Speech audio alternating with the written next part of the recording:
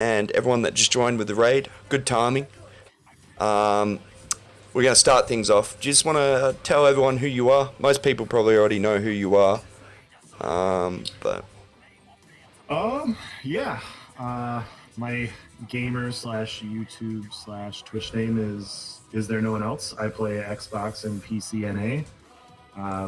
98% PvP, and I play just about everything. Open world PvP for the most part. cool. I'm just going to adjust my noise gate because it's picking up. Okay. Actually,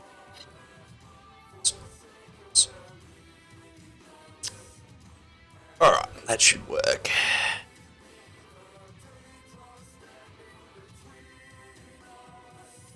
So I'll ask you this now, and you can have a little ponder about it. Generally, I ask the guest their ESO wish list, so 3 things that they would like to see. Obviously, performance, you don't need to mention that, that's just a given. Okay. So if you just want to have a ponder about that, and I'll ask you a bit later on. Um, it's been a little bit hard of a podcast to plan because there's so much to talk about. I know. And It's a good thing. yeah, well, it is. It is a good thing.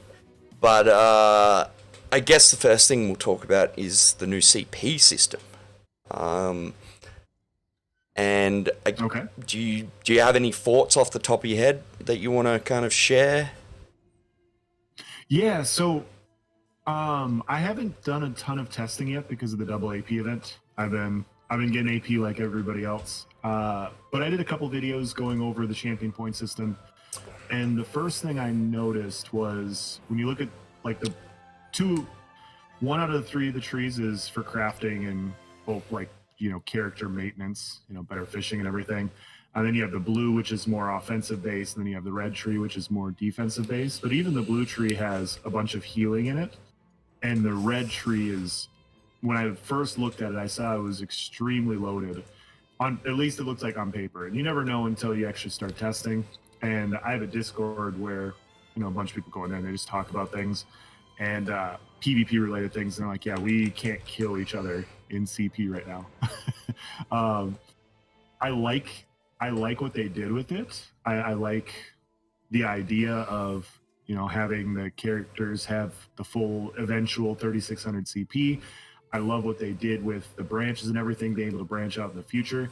I just think currently it's scaled a little bit too much on the defensive side compared to the offensive side, and it's just that's what happens. I mean, it was the first week of the PTS and they dropped it.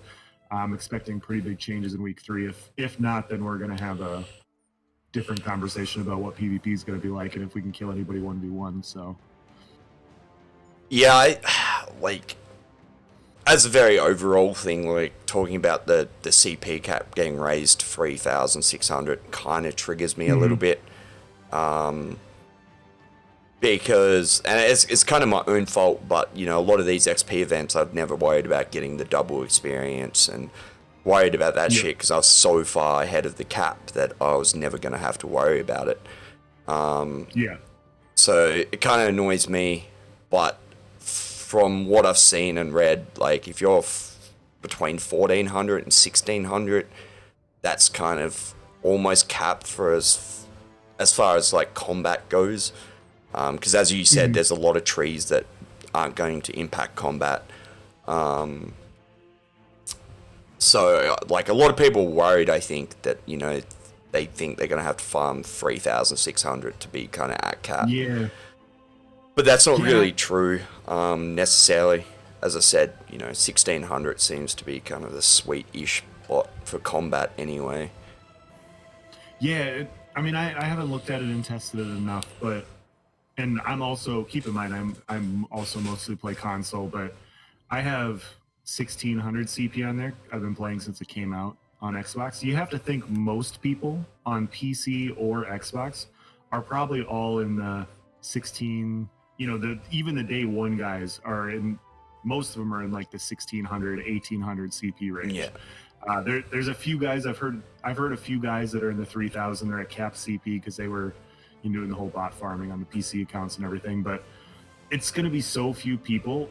Most people are going to be within 100 to 200 CP of each other because we all did the same thing. Like, Yeah, I like 810 CP. Why grind even farther? Yeah, like I'd probably be 16, 17 if I worried about that stuff, but I think I'm only 1500. But Yeah. But yeah, there's like CP overall seems a lot more interesting. Seems like there's going to be a lot more because at the moment it's basically the same. Everyone's CP set up within a few percent here and there is generally pretty generic. Yes. But it seemed like, who knows, it may still be that way, and there may be just a lot of more choices that people don't make, but it does seem a lot more, there's a lot of CP there that will be used for a specific build in a specific way, more so than just in a generic way. Those are my thoughts too. I mean, there's always going to be best in slot for specific builds, but I think there's going to be more variety. Yeah. That's always exciting. And there's quite a few like interesting CP there, like a free dodge roll every 30 seconds, and then a free CC break every 21 seconds, which is weird to me. I don't know why you get a free dodge roll every 30 seconds, but they give you a free CC every 21 seconds. It kind of seems weird. And then there's something. This would actually be curious if you've heard anything about this or if it's been stated anywhere. But the CP that increases your CC immunity isn't working with the movables. So I wonder if that's something that is intentional or it's something that's not. So it's been a week since I read it, but I thought it was supposed to work with the movables. I thought it said in the CP that it was supposed to. Okay, so maybe it's just bugged, because that looks really like that's going to be something I'll be grabbing for sure. 15% isn't much on your every CC break, but with the movables. Yeah. I also like the what's the passive? The one you get major heroes, and if you heal below 25% health. Yeah. That one's gonna be nice, especially if you play a bunch of. Well, There's I probably should bring it up here. I think Outcast has, but there's a mini VD, I think, and then there's a mini what's the mythic that heals when you do damage? Pale Order. Yeah, there's a mini Pale Order as well in CP. So there's the Oblivion damage that. It's supposed to do up to 4k Oblivion damage to everybody within 4 meters of somebody you kill, which is kind of interesting. But 4 meters is pretty small, so I don't know how good that one's going to be.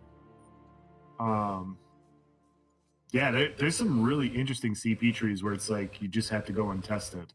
And I'm stuck here not testing right now, so... I have the issue of not being able to get on the PTS, so I haven't been able to... have a look yet. 7% heal on direct damage. That one's super interesting. Where the fuck is his CP on here? Oh, there we go. Oh no, that's the link to his video. I don't want his video. No. Actually, let's go to his video. He should have the link to the website article. I did have this all in my notes, but I don't know. I guess I was a dumbass and didn't save them. In there. But yeah, I guess probably the last thing I'll talk about is the health recovery. I think is basically broken. I think is the general census on it. I've seen screenshots posted where people are posting 7, 8, 9k weapon damage, 10, 11, 12. The highest health recovery I've seen is 13k health recovery with 7 or 8k weapon damage. Yeah, you can hit like 9, 10k and have a good amount of damage. And it's absolutely crazy because when you start stacking the potion recovery with it, continuous, all the heavy armor, it really starts scaling by a lot. So. The passive on the VD sounds interesting. I'd have to find it. I can't remember exactly what the tooltips on it were. But okay, I think we may come back to it if there's anything you guys want to ask or talk about. But definitely the CP is one of those things we'll just have to wait and kind of see what changes they make. It kind of blows my mind though that Zos could get something so wrong. Like that health recovery is you could nerf it by 50% and it would still be like still really strong. Yeah, like that people would still use it if you nerfed it at 50%. I was asked this when I was streaming earlier today. They're like, can you do health recovery with stage 3 vampire next patch? And I was like, I don't think so. And then I remember the 11k health recovery that I saw, and I was like, well, stage 3 vampire is 60% health recovery reduction. So even with that, you'll still have 4k health recovery. Well, 4.5k. Yeah. Yeah, that's crazy. Yeah. I was like, that's absolutely crazy. Not that that's the best way to build it, but undeath plus health recovery with misform, like it's kind of silly. Really silly. Yeah, you 4k health, 4.5k health recovery in misform, you literally would be unkillable, like 100%. Yeah. Just it wouldn't matter, really. I think misform's a big issue at the moment. Needs to be looked at as well because it's just annoying. It's just a pain in the ass. But I guess moving on, next logical thing we'll talk about is the armor changes.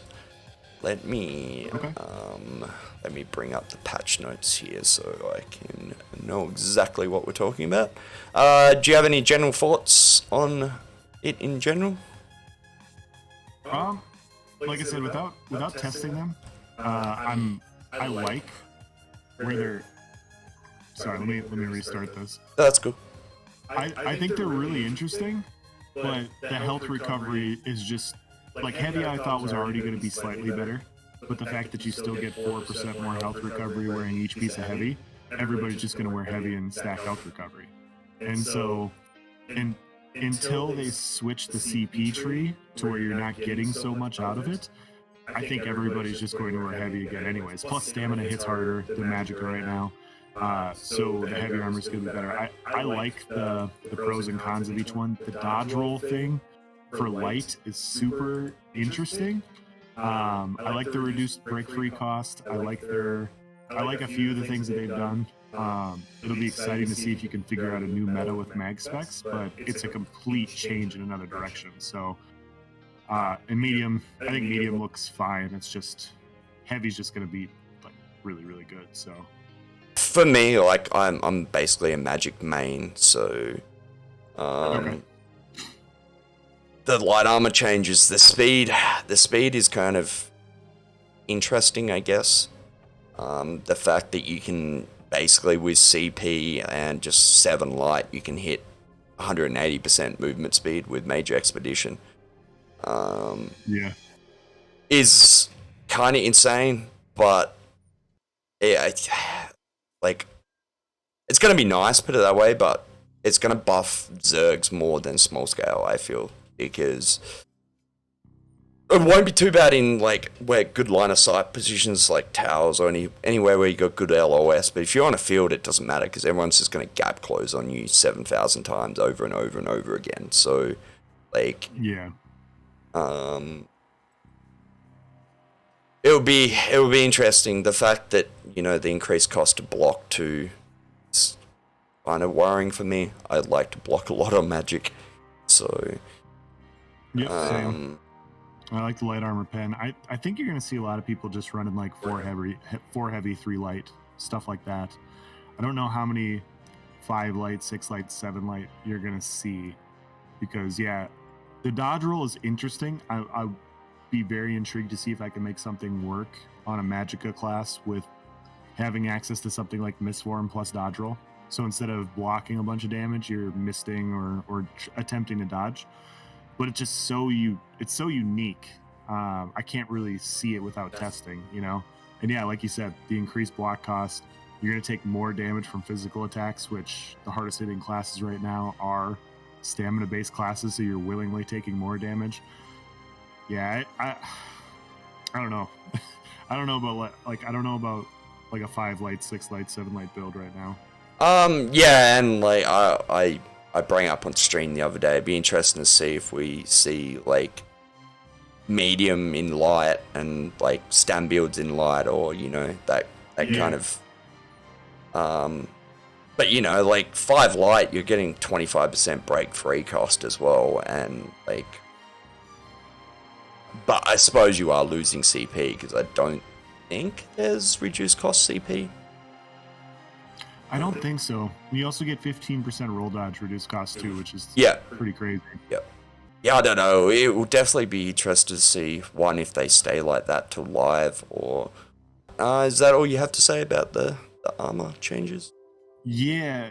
I think it's still just going to be heavy. I think as it stands right now, I think heavy's even better. It just makes more sense for everybody to be running heavy.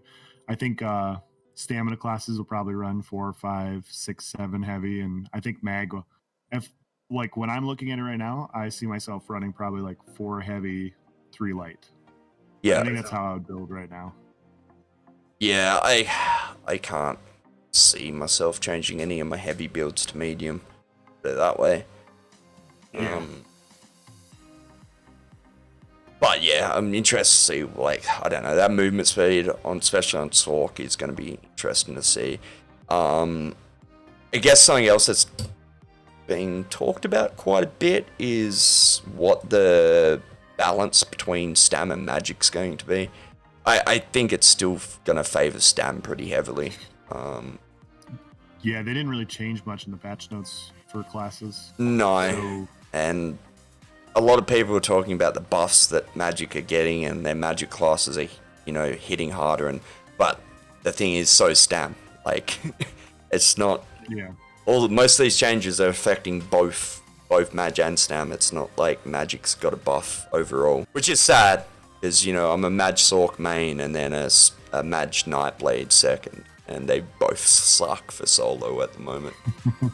All right, so I guess what we can do next is we can do a tier list I normally do with my guests.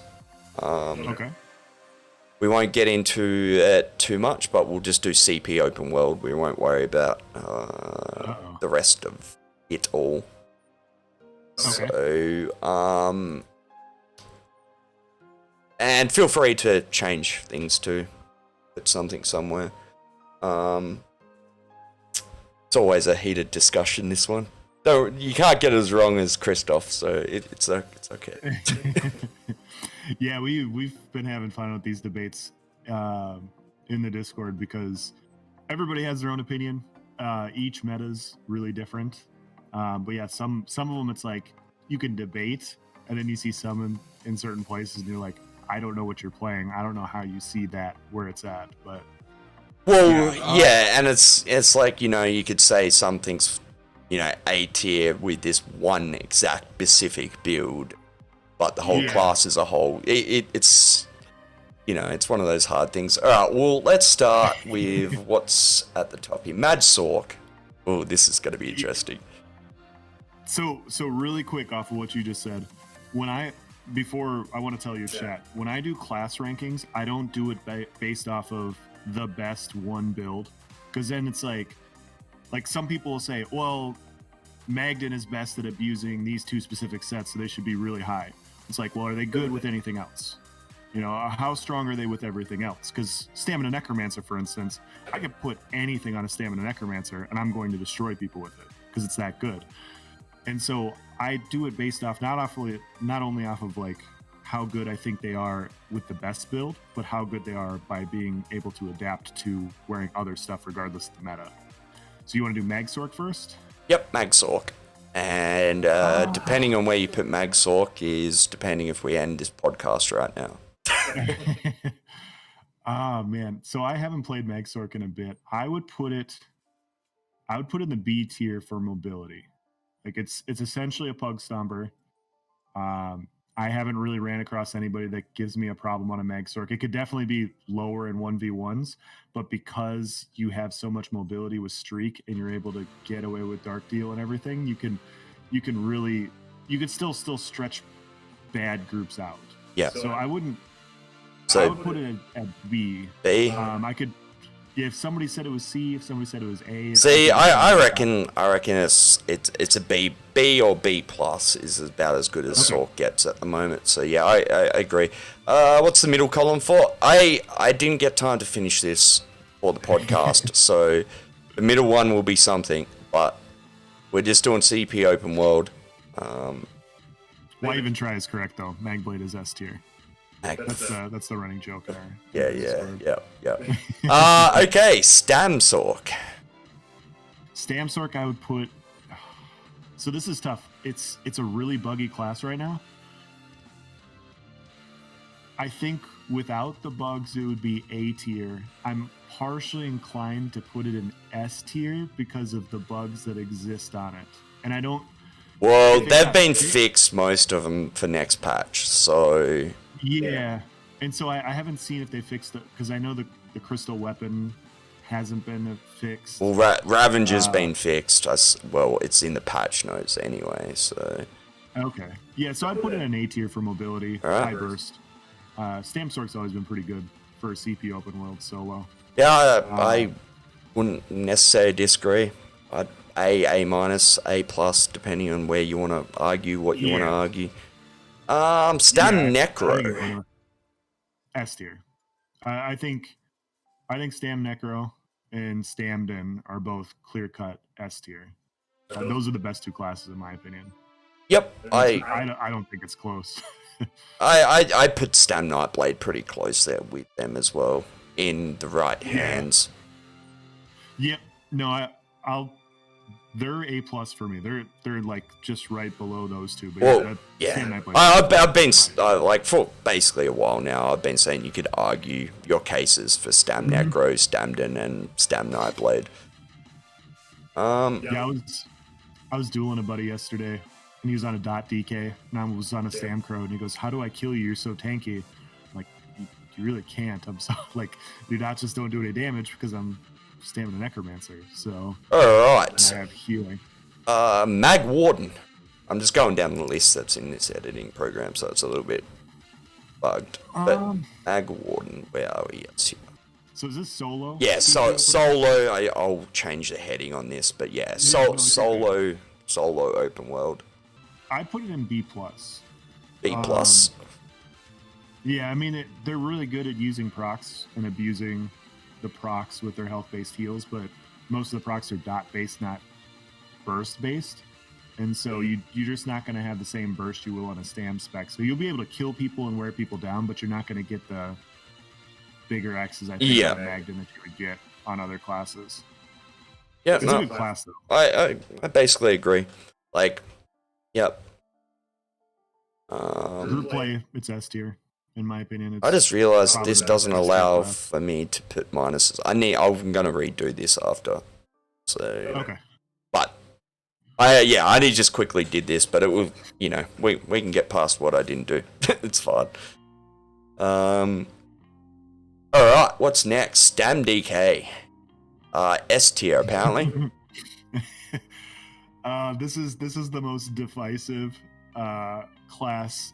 Like, if you talk to people from PC EU, it's the worst class in the game. If you talk to people apparently from PCNA, it's the best class in the game.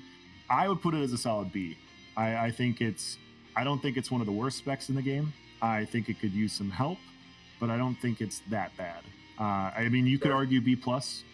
Yeah, I'd put it a B, probably B plus, but yeah. Yeah, B's B fine. Plus makes sense. Yeah, B plus makes sense. B. Do you want a B plus or B? Yeah, I'd put it over Magsork. Yeah, so B plus works. We'll put it right there in the middle. It's a good class, but you're just gonna get hard countered by like a good Stam DK versus a good Stamden or Stam Necro. It's gonna be a rough fight. Yeah, I think, like, personally, I think Leap carries DK a lot. In just having that range, like gap closer ult is.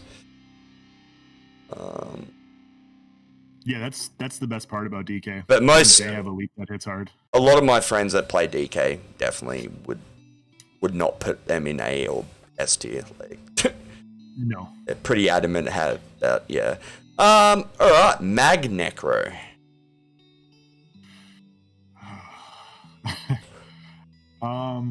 For CP open world, I don't play a lot of Mag Necro open world, so I'm gonna probably have a bad opinion on this. I don't see any. Like I never. One of my buddies plays Mag Necro open world solo. He's basically the only one that I see soloing with it. So in my opinion, I put it way down at CC minus. You don't really have a ton of mobility. The dots kind of chew you up. You don't have like the burst combinate. You can abuse procs pretty well in a Mag Necro, but your burst combinations are just so disjointed on that class. It just feels really clunky. You're tanky. Like that's what you have going for you. You're tanky and you have a dot passive, but you don't have good class dots.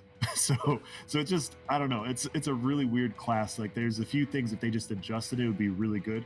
In no CP, Mag Necro in my opinion is a lot higher. Battlegrounds and stuff, but CP I'd put it CC minus. Yeah, and like they can pull off pretty juicy bombs, but yes, that's yeah. Yeah, like yeah, I agree. I'd probably go C minus. Yeah. Yeah, like there's no execute. The blast bones doesn't always hit. And you're really relying on blast bones, or you're relying on procs. And yeah, dot procs aren't as good when you're fighting severely outnumbered. If the other group has a healer, you're gonna have a rough time sometimes. So I'm the best Mancro. It's S tier. Okay, dude. Magic Templar. What's up, Pride? How you doing, dude? All right, so I would put Magplar, solo Magplar. It's different in a group. I would put it at C minus D plus. You have your offensive capabilities are a little bit better. You're still slow. Your healing's not as good, even as versus a Necro. Like you take way more damage. I don't know. Like due to the burning light changes, the damage is actually not super great on a Magplar right now. And yeah, you can't abuse procs on a Magplar the way other classes can. So basically, like anything you can do on a Magplar, you can do better on other Mag classes. Magplar does do pretty well with procs and Malakath, but yeah, I mean you could abuse Misform. See, like this is probably the one I'll probably disagree because I'd put it probably B with Sork, Mag Sork. Okay. But you know, this is your tier list, not mine.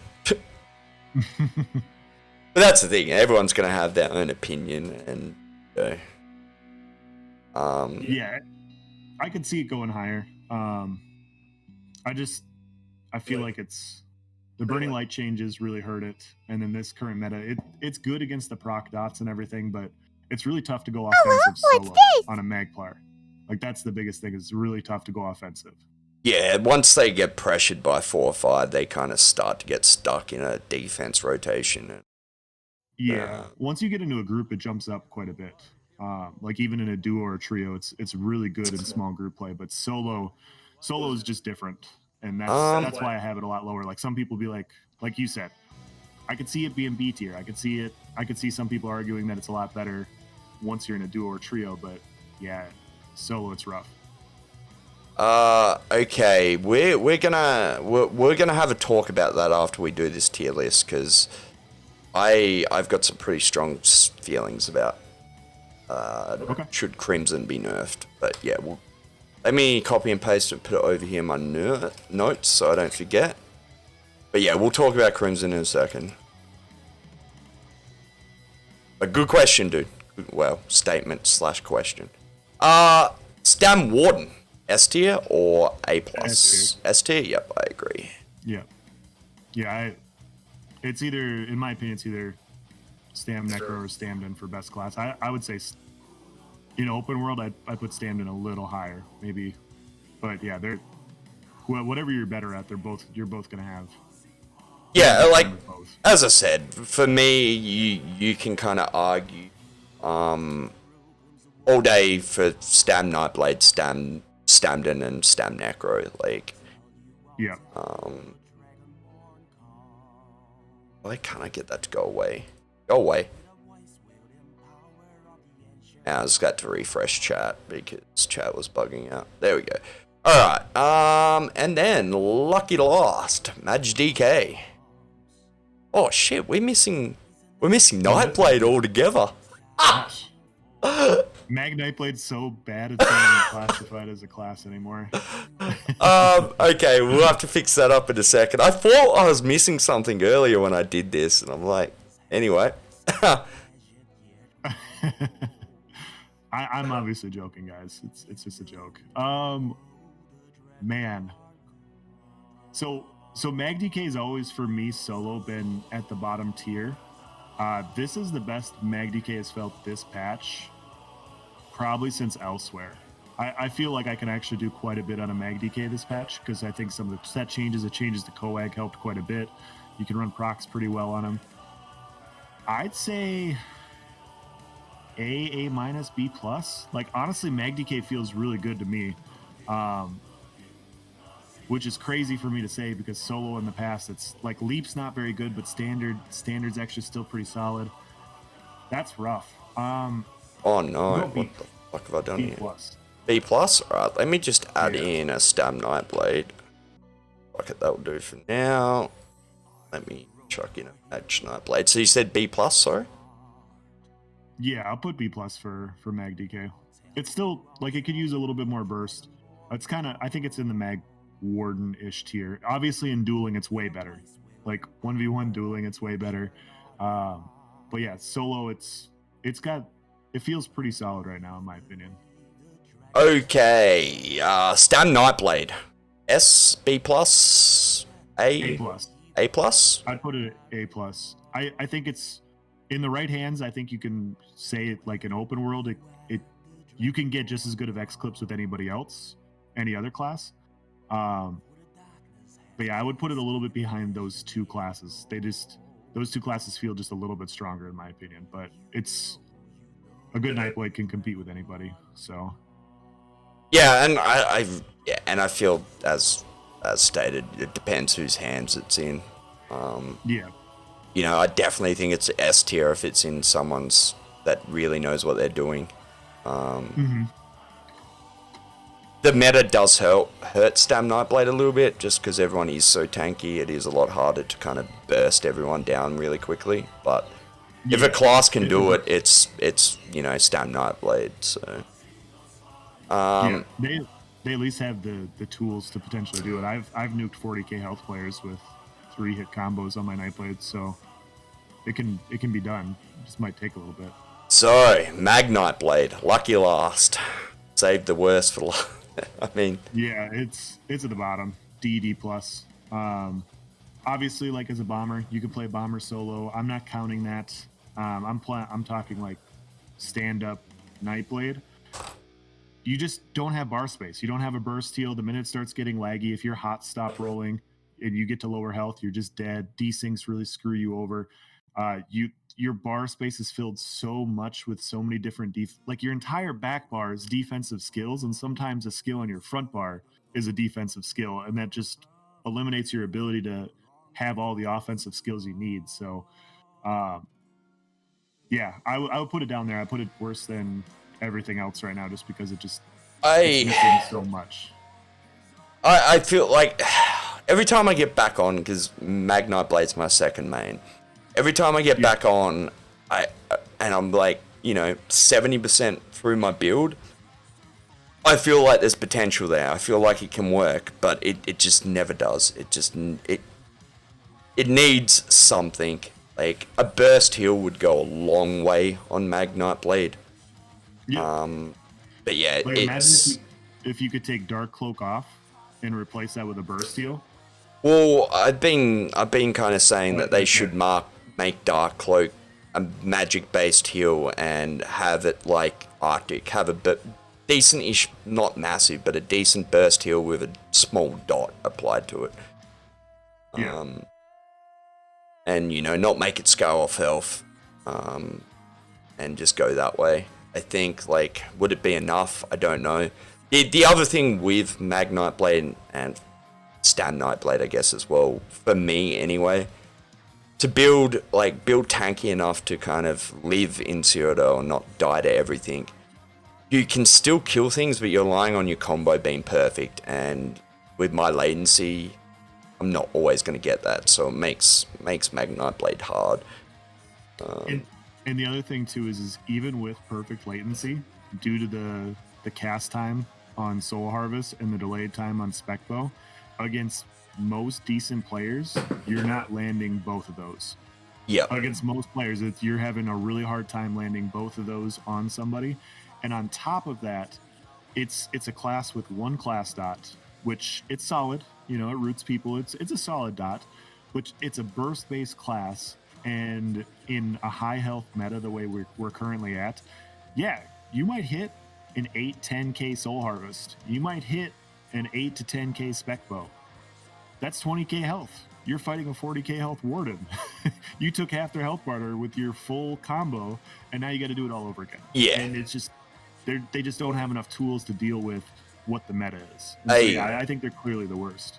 Yeah, and I think too, like, if you want to play a ranged Nightblade, Magnite, the lack of ult is really shit. Meteor just needs to be changed. Meteor is just garbage. I reckon they should just have one more for Meteor that hits harder, doesn't CC, and, you know, just hits, you know, 30-40% harder. Because Meteor's basically useless unless you can perfectly time a stun with it. And, you know, with Magnite Blade, you got to fear if you want to go through block, and that means getting melee anyway, so... Yeah, and if you fear, you're not hitting the next thing, and it's just, it's a really weird class. And you'd love to slot and execute, but you can't. Yep. Because you need the heal. So yeah, it's just missing, it's missing a core function of what it needs to finish most players. Actually, of course, some things probably. Like, it needs a burst-based heal. It could use quite a bit to be competitive with everything else. So yeah, definitely. All right, chat. You got any comments on this before we move on? Stamplar's not on there. Oh shit. Normally I just use the website, but I hate it. So I was like, I'll make my own, and then I realized what the time was. We'll just not put it in any tier. So Yeah. Tiers are right. Stamplar doesn't exist. Here we go. We'll fix it real quick. Where do you want to chuck Stamplar? Yeah, I'd put it B+. Oh, hang on. And pretty sure I have it Stamplar. I'm pretty sure I edited. Like, I edited. When we talk about these tiers too for your chat, I mean, there's people are going to bring up, like, I saw somebody make a comment that the current Emperor in one of their things is a stand-up Nightblade. Good players can make any of the classes good. They're more or less close enough to where if your skill level comes in and you can find a specific build, yeah, you can compete with a lot of people with it. Most classes have been way worse or way better. Like, the disparity between them has been way worse in the past. But if you're going to put them on a grade, I think Magplar, I think Magnite Blade, Magcrow, I think we can say that in solo open world they're quite a bit lower. But like, Magcrow's been worse. MagDK's definitely been worse. I remember when MagDK was just awful. So yeah, I think that looks good to me. So you said A, did you, for Stamplar? B+. B+? A-, B+. I would put them a little bit behind Stamsork right now. Their healing feels weird to me. I don't know what it is, but it just feels like, I don't know. Like, they have the Purify, they have the extra hot there, but B+, A-. I think all those classes are kind of in the same tier. They get better burst than a lot of the classes in that same tier, but yeah, they can't use procs in the same way. This always makes me sad that, like, there's not a single fucking magic above its stam equivalent. Exactly. The highest mag is even with the lowest stam, like, which makes me fucking sad, really sad. But yeah, no, this is bad, man. Stam DK should be S tier. We all know this. My bad. That tier list still blows my head, man. Yeah, we've had that discussion, and there's people that are like, StamDK is not S tier. I've seen lists where it's the worst class in the game. I'm like, it's not the worst class in the game. Well, he put Mag It's not the Sorks best in class B+. in the game. And I was like, what the f... They got pets, though. They've got pets. Yeah, I mean, they have Streak. Their burst combination isn't what it used to be. They kind of suffer in the same way that Mag Nightblade does. Like, you have a nice burst combination, but people's health pools are so high, you can't really kill people with that burst combo. You could streak and get away, but yeah, it really depends. Well, on that's playing. there's two things that have kind of murdered Mag Sork, because I do get asked this quite a lot, like why are Mag Sork so bad? Like, they haven't nerfed anything. But it's basically two things. One is, yeah, you can't streak burst someone down because everyone's so tanky. And the second thing is line of sight. So, like, you used to be able to hide behind your bowl in an open field or whatever. But with proc sets and dots at the moment, you're literally taking a fuck ton of damage, even if you have line of sight. So, like, those combination of those two things are just what murdered Sorks. Yeah. You know, just about every Mag Sork I know doesn't main Mag Sork at the moment, so, yeah. Alright, well, let me... Yeah, I'll fix this up afterwards, but I'll post... This will be posted in our Discord, and I'll be doing that from now on with every guest we have.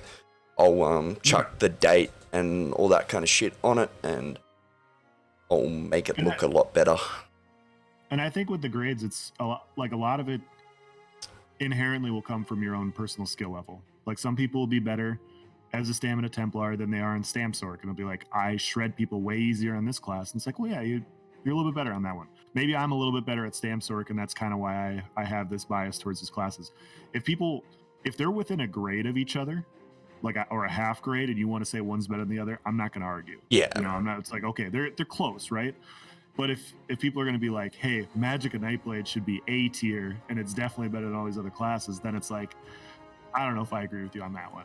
Like, you're making a pretty big leap that I don't see. I'd have to see what you're seeing, I guess. And it's also, you know, if Aussies are also going to have a different opinion to a lot of Americans. And, like, I've stated this many times on stream, my opinion on Sorks is a lot worse than what Americans' opinions on Sork is, because, you know, I've got the added 300 ping on top, so...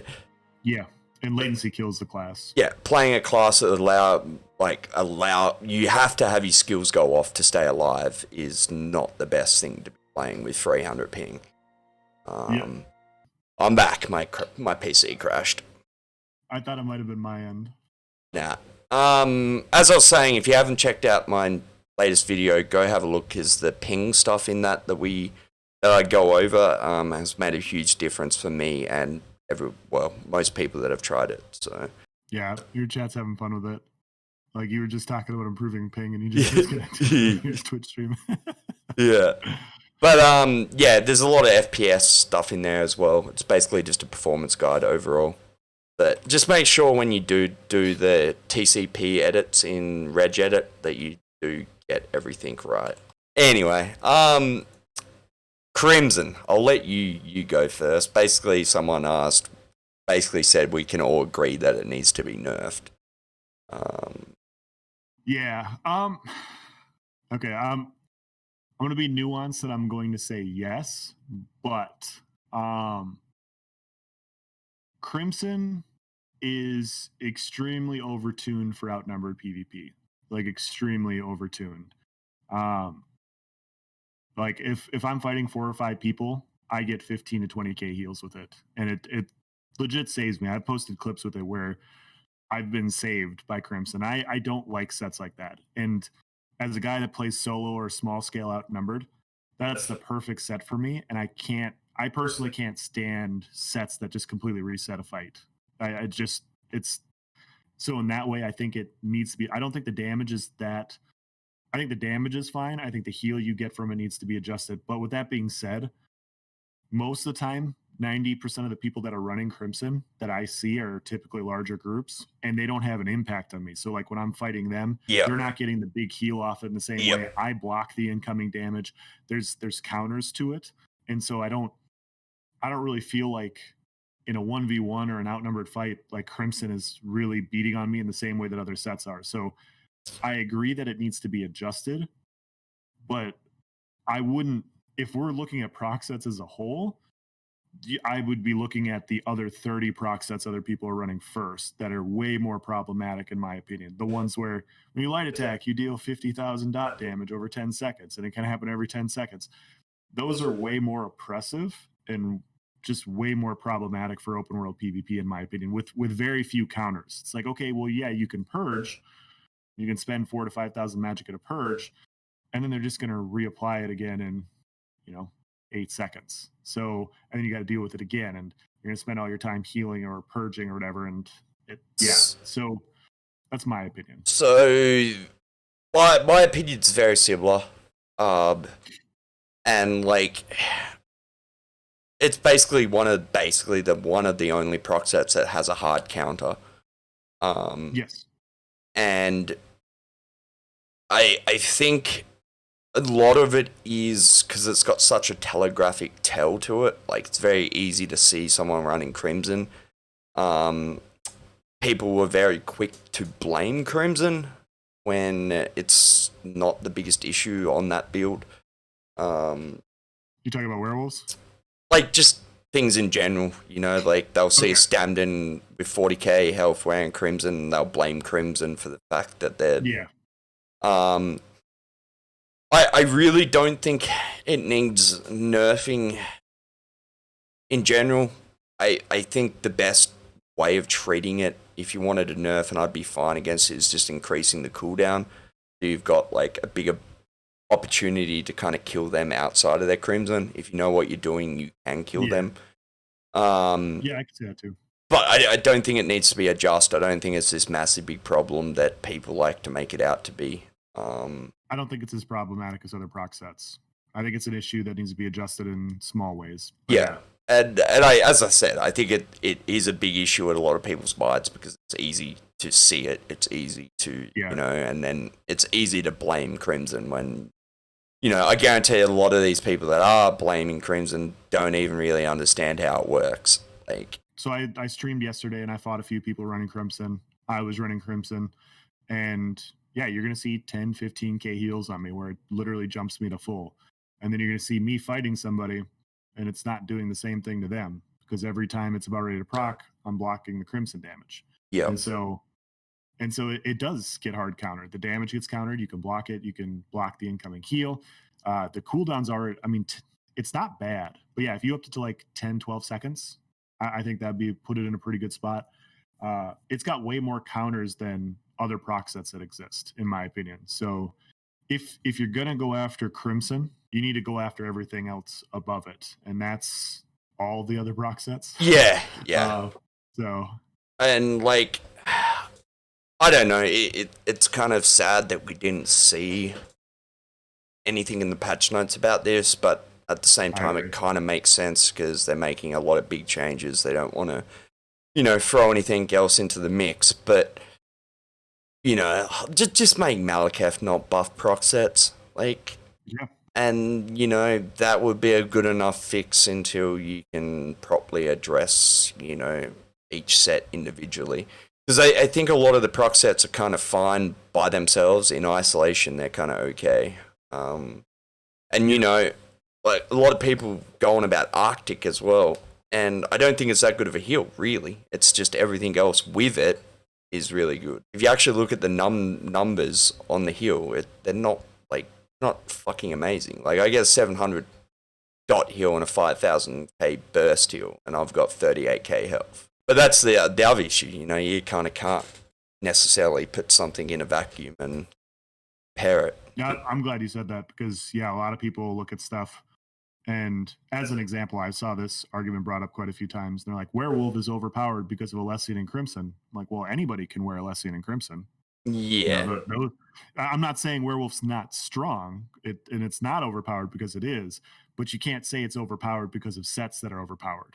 you have to go, okay, yeah, obviously the setup is ridiculous, but if you put Alessian or Crimson on any other spec in the game, it also is kind of ridiculous. And so you can go after the sets, and you can also say, hey, even if we nerf the sets, we still have to look at Werewolf, because Werewolf itself is still its own thing. And yeah, you have to be able to separate those things and see what mechanics are impacting different specs in different ways, and not just getting hard set like, hey, this thing's OP. I see the red circle. We have to nerf Well, Crimson to the ground. Werewolf synergizes too much with Lesson. Yeah, well, that won't be Okay. so much of a thing next patch because they're losing their 10k resist. So Yeah, I agree with you guys. I do think that those classes are strong, but Werewolf is strong with or without Alessian. It's yeah, stronger with, obviously, but even if you take away Alessian and even if you take away Crimson, I'm not running either of those sets on my Werewolf. And I can still tank 10, 12 people and dish out 10k howls on people. I still beat people down, and I'm not running either one of those sets.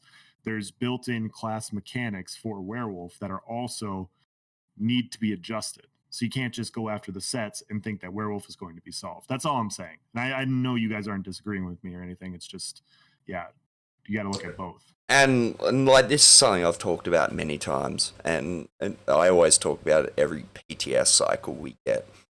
I think ZeniMax has a pretty big issue with their PTS. Basically, there's not enough people on it. They really need to incentivize people to get on the PTS. Agreed. Whether it's, get I don't know. I don't know how you do it. Give free crowns, pet, fucking. Like, my idea is allow everyone to keep the gear that they farm and get on the PTS, like, transferred to the main server when it goes live. I agree. I've actually Because, done a video on this. I completely agree with you. yeah, because it's a fucking joke, man. It really is. Like, the PTS. Half the issue with the PTS is the people that are on there testing these things keep a lot of the stuff to themselves or between their friends. So, and I don't necessarily blame them because that's their advantage they get for playing the PTS, like that's why they do it. But yeah, I think we'll always see bad things make it to live. They do something Yeah. about that. What I also don't understand is why they introduced the PTS during an event. Because then you're making players choose, do I go on the It's kind of PTS and dumb. help them figure stuff out, or do I help my character out and play this fun event? Like, I'd rather play the event right now. And Yep. I love the PTS. Like, the PTS is my favorite part of one of my favorite parts of the game, but I would much rather do double AP right now. And so this is going to end, and we're going to be 2 weeks through the PTS cycle, and people aren't on there testing stuff. And because of how it's laid out, also, to piggyback off of what you said, a lot of people have been disincentivized to do stuff on the PTS because they go to the forums, they submit these bug reports or issues, and then they don't get fixed and they make it to live. And they're like, what's the point in doing all this work? I'm getting no incentive. I'm like, they're not giving me anything for me providing these bug reports. And then on top of that, they're not doing anything with the stuff I'm submitting anyways. And then it makes it to live, and then people complain about it, and then it gets adjusted 2 weeks later, and we have to deal with this for 2 weeks. Yeah. And yeah, Like I think because that does get brought up. A lot of people do whenever I say people they need to incentivize people onto the PTS. People bring up it wouldn't matter because they wouldn't do the changes anyway. But I think if there was 20 times the amount of people going, "Oi, fix your shit," yeah, they would be paying more attention. I Like agree. look at anything in this game.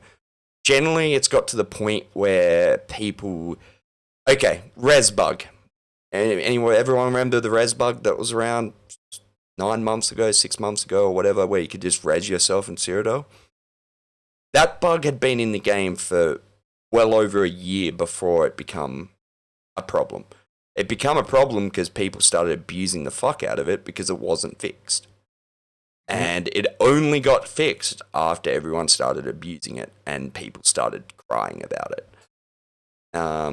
Kind of sucks that we have to deal with ZeniMax that's like that, but that's just the truth, Till enough of the player base bitches about something, they're not going to fix it.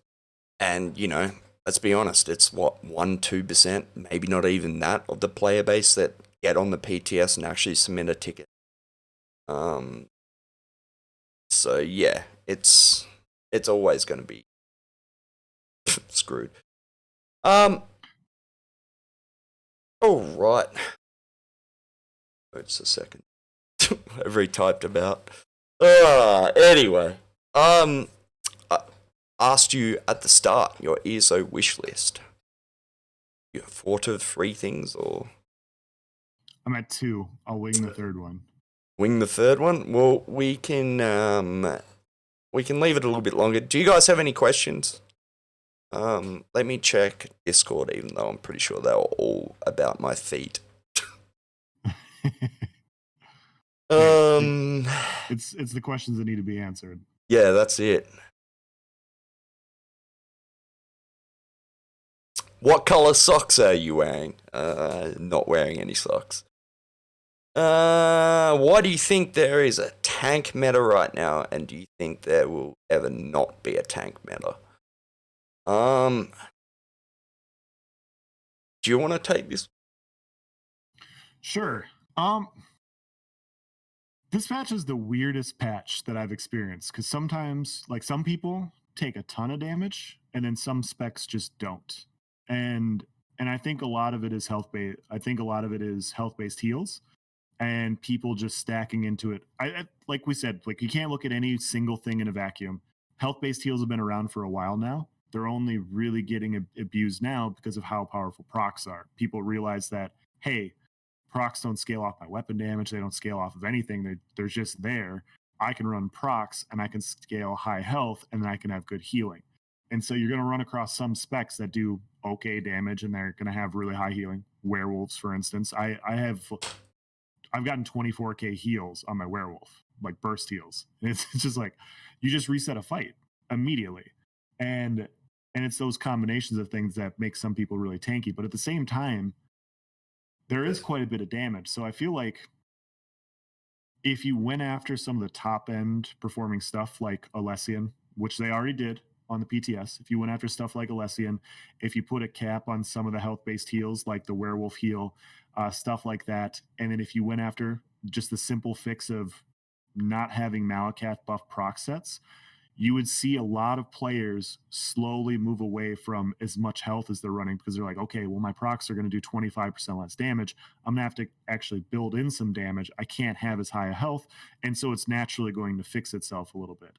Now, you will probably have to move some stuff later, but making that small incremental change kind of makes people being really tanky a lot harder to get to.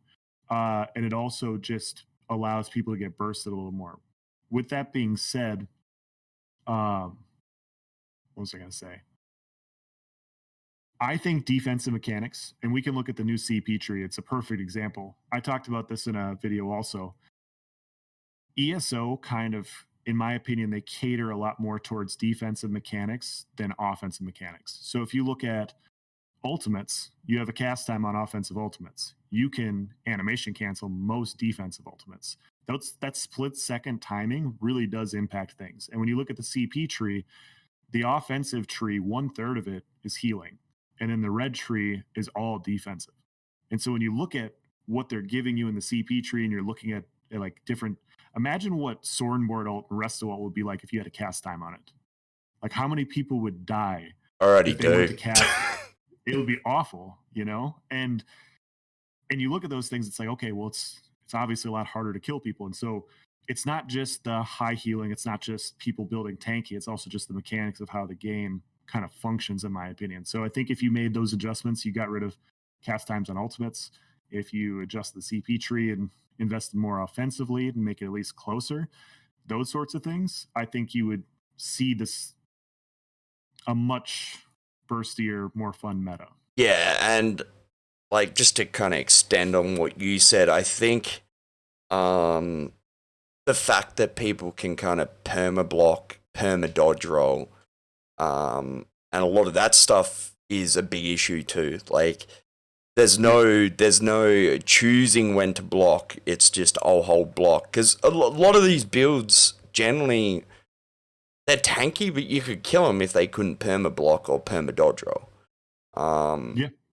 So, you know, adjusting the fact that they can do damage while being tanky and adjust everything that you said, like, I really hate the fact that we're at that point where, because like old ESO was resource management. That was literally 90% of PvP was resource management.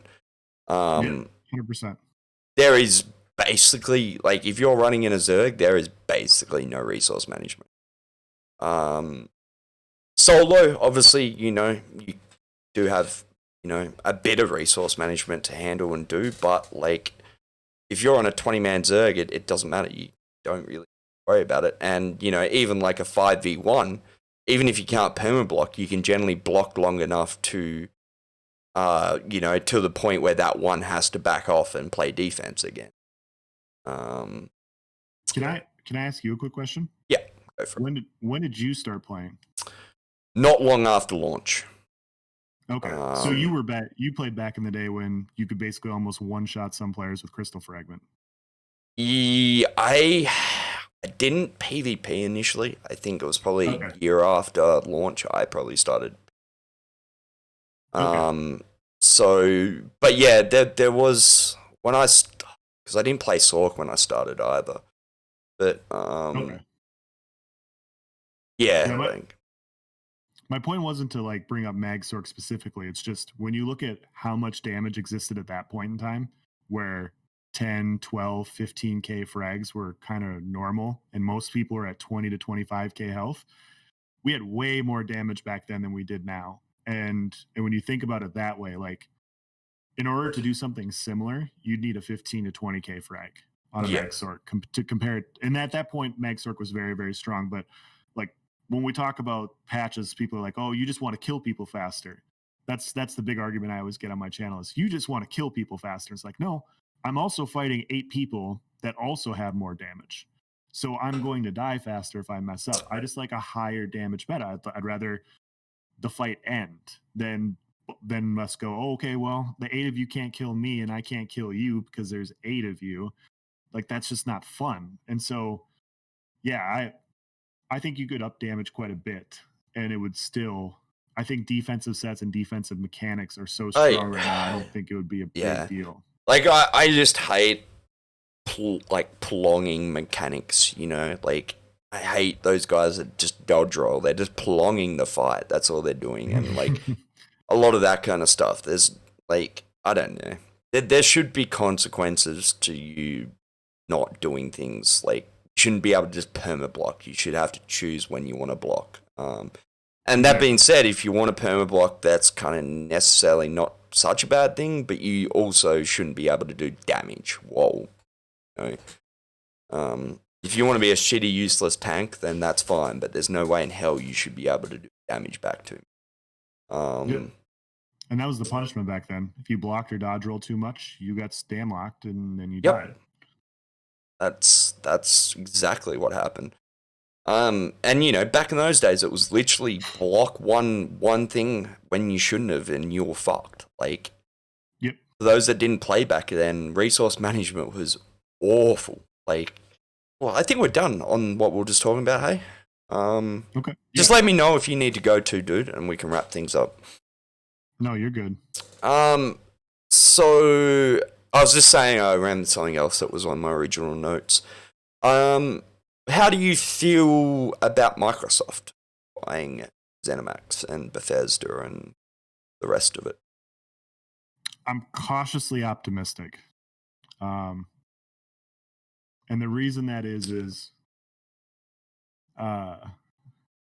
last year, you probably know this also, Microsoft tried to get a streaming company to compete with Twitch, and they threw a ton of money at it. Yep. Like, what was it, 30 billion? I can't remember what it was, but they threw a bunch of money to try and get this company to compete with Twitch. They went out and they got Ninja. They went out and got a few other people to compete, and then they did nothing with it, and it tanked, and that was obviously not good. But the fact that they threw that kind of money because they're like, hey, we want this to be competitive, we want this to be a thing. If they bought, what was it called? Mixer, that was it. Yeah, Mixer, that's right. Yeah. So if they throw that kind of money, and obviously ESO doesn't need that kind of money to upgrade their servers and have stuff incoming. But it's a lot of last year made sense in my opinion. Them cutting corners because they were trying to sell the company. Like in hindsight, a lot of it made a lot of sense. And so it's going to be interesting to see if they're just going to go, you know what, we're not going to invest anything because this is the money that we're making. Or is Microsoft going to go, hey, you know, we want to keep this game going because it's going to generate money for a while? You heard the developers talk in the release where they said, we want to keep this game going for years to come. Like stuff like that is like, okay, they're now upgrading their servers.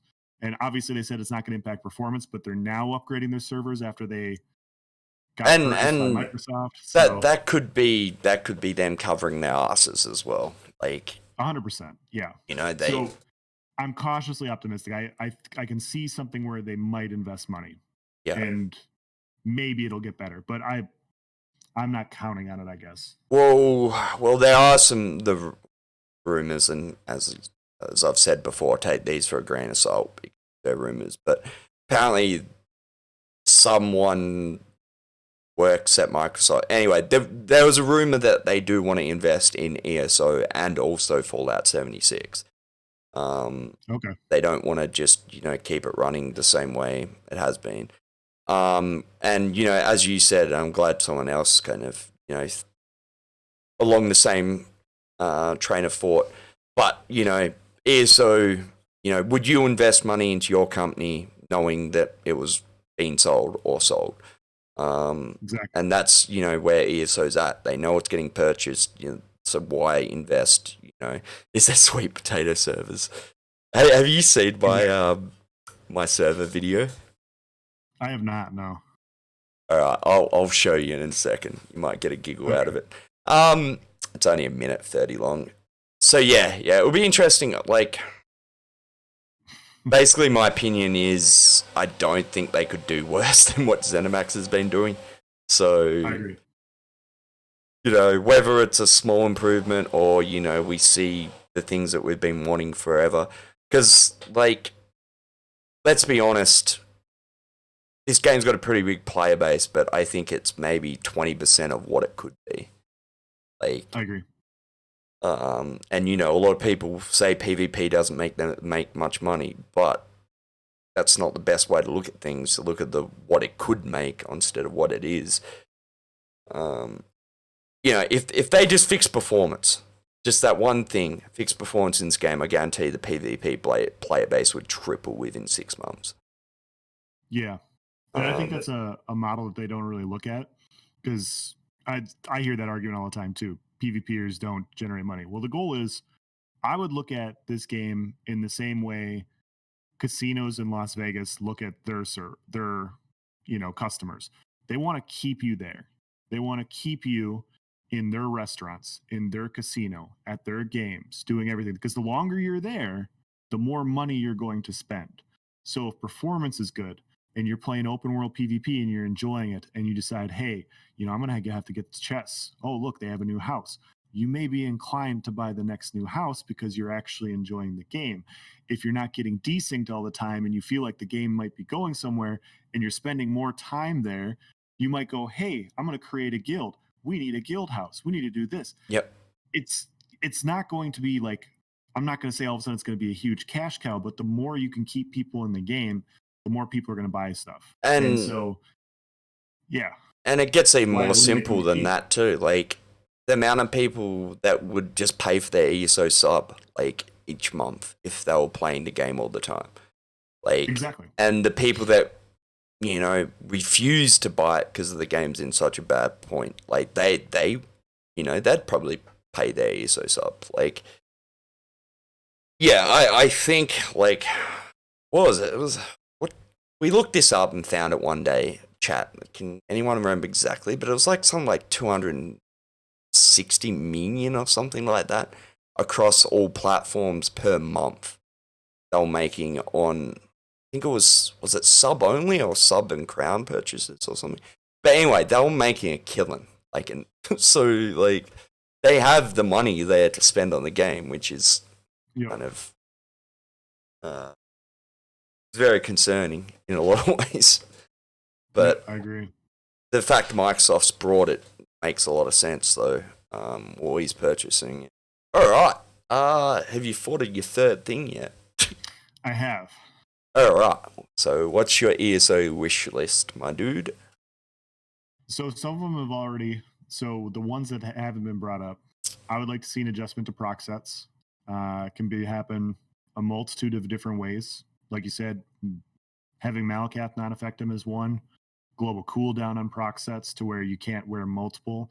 You could have a scaling of the damage on proc sets based on your character's base damage so that you can't stack them. Either way, it's stacking of the sets that are problematic. Because, yeah, another way that's been spoke about it quite a lot is allowing them to crit again, lowering the base damage of the set and then allowing them to crit. And then obviously you could run them with Malakath, but the damage is going to be a lot lower because the base damage is lower.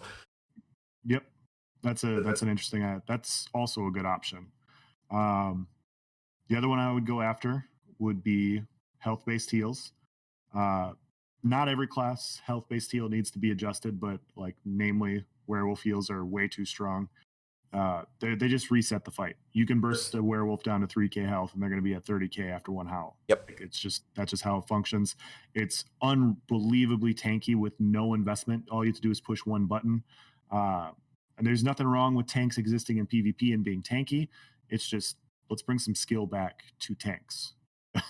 let's make some build like I feel like you can run just about anything on a werewolf and be stupid tanky. So that, and then obviously for me it's cast times on ultimates. Let's get rid of them. Let's eliminate them. The game was way more fun when that didn't exist. I think we can see that performance hasn't gotten better when they've added cast times on ultimates. So why is it still here? Yeah. It just, it slows the game down. Anything that slows the game down and makes it less fun shouldn't exist, in my opinion. So, 100%. All right, let's see this. That was two, wasn't it? What's your third? Or did I miss? Health-based heals. Okay, that was the third. Yep. No, I'm with you. All right. Did you turn stream up? Yeah. Let me shut off this mic so we didn't get any feedback. What is? The fuck is the music coming from? Hang on. Coming from there. There we go. This is just a fucking joke video I made a while ago. It's that bad of a joke that I find it fucking hilarious, alright?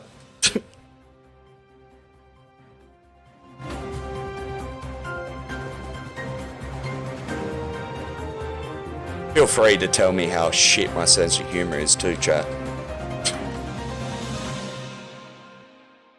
Okay, we have some breaking news, boys and girls. ZOS has released new information about their server upgrade. Now, I'm going to show some leaked photos of the current ESO servers. It's basically what we expected of the ESO servers. But this new news that ESO is investing millions and millions into a new type of server is great news for all those PvPers out there. So they're going from the classic old potato server and they're upgrading to the sweet potato server. Now, we all know sweet potato is better than a normal potato in just about every way, and it is rumored to have performance gains of about 100%. That's the joke. Ha ha ha. Oh, it's so bad. I love it.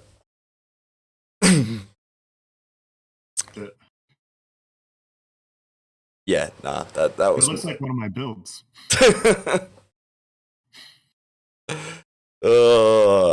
I've got my other stream team video. You need to watch that at some point too. It's hilarious.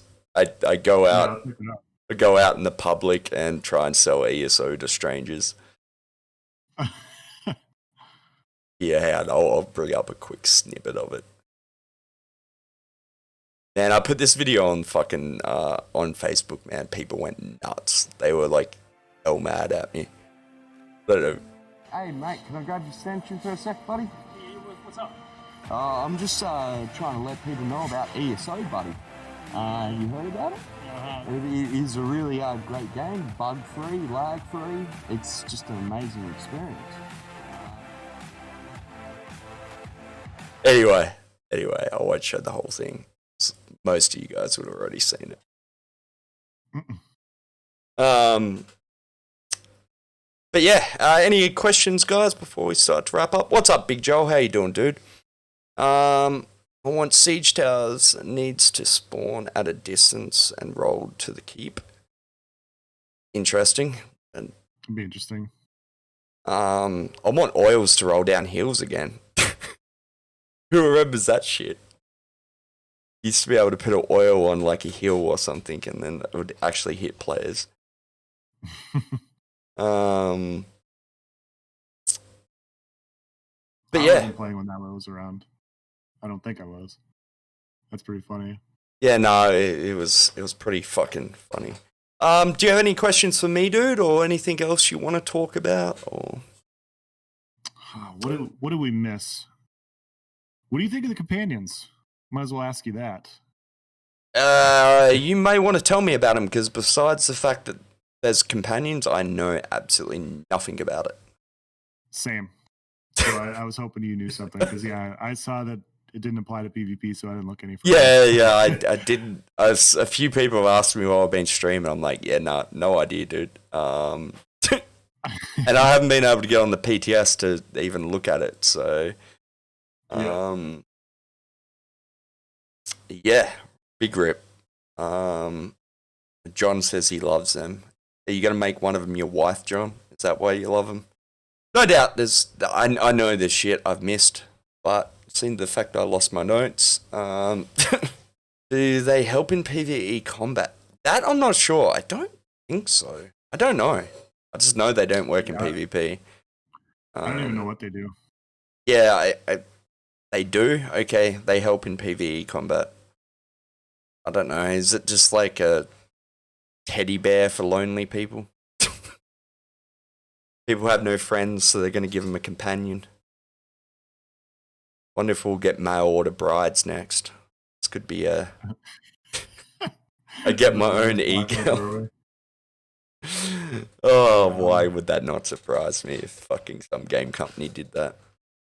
I think you can marry them. Probably. Well, you used to be able to marry them in Skyrim, didn't you? Get them as a wife or whatever, or was that something different?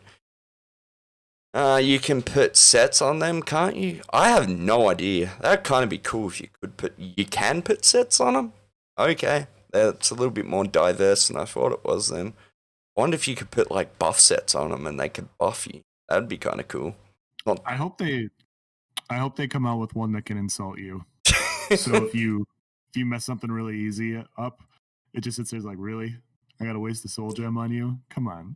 Yeah. Bit like the add-on that gives you basically abuses you every time you die. Have you got that add-on? I have not. No, it's I haven't like seen that one. one of them's like, if you happen to be streaming on Twitch at this time, it's freaking hilarious. And like all these like basically like just basically insulting you on your death recap. Anyway, so any questions, chat? Wrap things up. I can't. What else? Anything else I had to talk about? No doubt there was something. Oh, I got one. I wanted to ask you, what did you think of the racial passive changes? Because those are actually pretty big. I kind of hate the fact that Wood Elves got the change to Wood Elves. Okay. Kind of. I put them on the spot. Back to, like, instead of actually having to do something to get the buff, now you just get it all the time. But the buffs, like, the passives have been nerfed.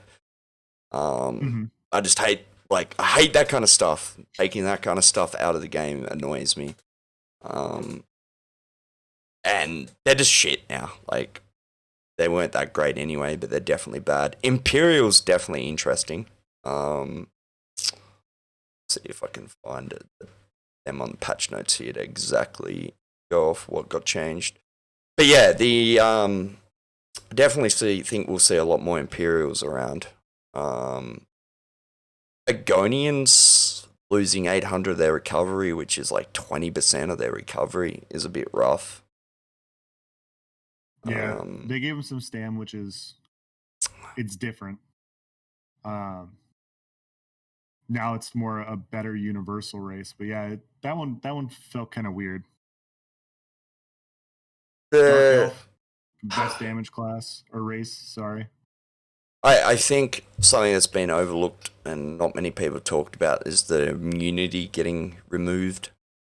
Because some of the classes with some of their immunities were pretty strong. Like something that wasn't really, I think a lot of people didn't realize. Like Dark Elves from Burning Status, and then Argonian from Defiled, Wood Elf from Poisoned. Yeah. They buffed the resistances, so technically it may be a buff in some points, some situations, because doubled the resistance of like each one. So now they're getting 4,600 instead of 2,300. But yeah, what else to say about it? Kind of, hopefully they give us race change token, but I doubt we will. Nord losing that resistance is pretty rough. Like, I don't know, I would have liked to see it stay at 3,000. I reckon would have been. Nord got nerfed pretty hard, yeah. But where's the Imperial? Yeah, so this passive no longer restores magic health stamina whenever you deal direct damage. It's increased this cost reduction to 6%. So it's huge. Yeah, so that's 6% reduced cost is pretty fucking solid. So who got the heal? Orc, was it? Okay. Yeah, they lost their 2k stam and then they got a heal on melee damage, which it's apparently pretty strong in melee. Yeah, so this passive now heals for 2,125 health when you deal damage once every 4 seconds, rather than healing for 600 when you deal damage with weapon attack every 4 seconds. When you deal damage. Wow, that's even better than I thought it was. Yeah, so and they had other changes. So they reduced their max stam from 2,000 to 1,000, so they lost 1,000 stam. The passive now grants weapon and spell damage rather than just weapon damage. So they did take the crit heal off that heal though. So that's big. Yeah, Red Guards, I don't think got anything. Well, their proc is now damage done rather than direct damage, so I guess for some builds that's a pretty big change. I was told that's a pretty big buff for Red Guard. Yeah. It's adjusted now, so that's good. Can't remember what the cooldown on that was. I can't remember. It doesn't say in the patch notes. But yeah, Wood Elf kind of annoys me. Like, this kind of shit is like, because it wasn't hard. It's not hard to dodge roll. Like, especially if you're playing that kind of build. Like, so yeah, their movement speed got halved, so it's now 5% instead of 10, and their armor pen got nerfed to 950 from 1,500. So so now you get it all the time instead of after a dodge roll. Was it 4 seconds after a dodge roll that you had before? 6 seconds. 6 seconds after. 6 seconds? Yep. Okay. But yeah, I don't think there was really anything. Khajiit got a bit of a change. That crit number's not too bad. An extra 2% crit healing and damage. Not enough to make Khajiits good, I don't think. But no, they needed more, and then they nerfed crit, which makes Khajiits even worse.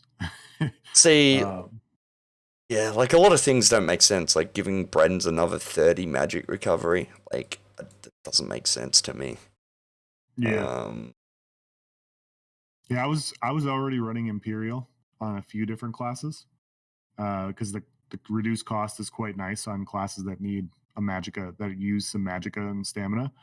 And when I saw the 6%, people are like, oh, well, it's only a slight buff over the old passive. And it's like, yeah, but the old passive procced when you're doing damage. Now you, like, anytime if you run around a corner and there's 6 people and you have to kite, Yeah. you're gonna get that reduced cost all the time. You don't have to go offensive to get that passive anymore, the red diamond passive. So yeah, Imperial looks really nice in my opinion.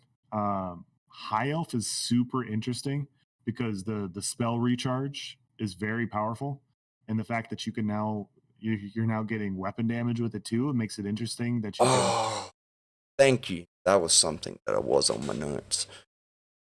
Yeah, continue, so dude. Yeah, so I don't know. Like I wouldn't choose High Elf as like my number one stamina race, but now I wouldn't be against race changing. So if I was playing a Mag Sork and I want to go to Stam Sork, my High Elf doesn't feel as bad anymore. It doesn't feel bad because I know that mag return that I'm getting is an extra streak or an extra dark deal. And like it's just that little extra utility that comes in handy. But yeah, I agree with you. Nord I don't think it needed to be nerfed that much. Argonian, I don't know how I feel about Argonian. It's Argonian different. shouldn't be nerfed. I really don't think it should have. Yeah. Khajiit could have gotten more. Redguard could have gotten more. But they're nice like changes. to Overall, my opinion, Wood Elves is trash now. Like I know a lot of people are like, oh no, it's better. Like I get it all the time, but if you're playing a build with 5 well fitted, like dodge rolling every 6 seconds is nothing. Like absolutely nothing.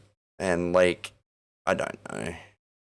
It's only 550 penetration, and the 5% speed's more, but like 5% extra speed's nothing really. Like I don't know. Getting more from one Swift than you are.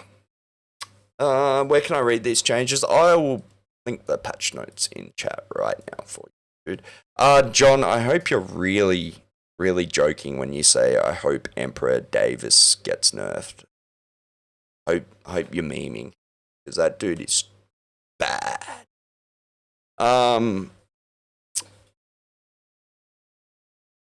Yes, you are joking. Fucking he's vacant. So the backstory to this dude is he's the EP Emperor in one of the Dead campaigns, and he's been running around with like a 50-man group zerging a Dead map, and he's like, sounds familiar. But he's like going off in zone chat about he's making ESO history and shit. Oh yeah, sorry, he's not Emperor.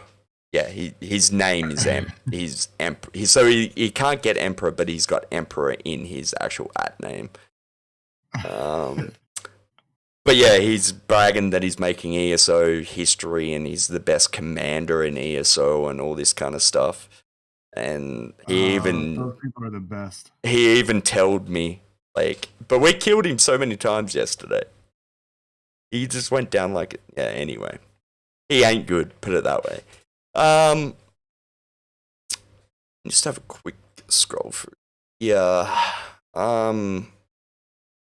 Weapon changes. There wasn't really anything. They didn't really, like, sad not to see. Crystal Frags got nerfed by 2%. I've seen a lot of people bitching about that, but to be honest, I don't think 2% is going to make... It's 2%, yeah. It's not really going to make that big of a difference. If they get buffed by 2%, I really wouldn't feel anything towards it, you know? Yeah. The snipe adjustment is welcomed.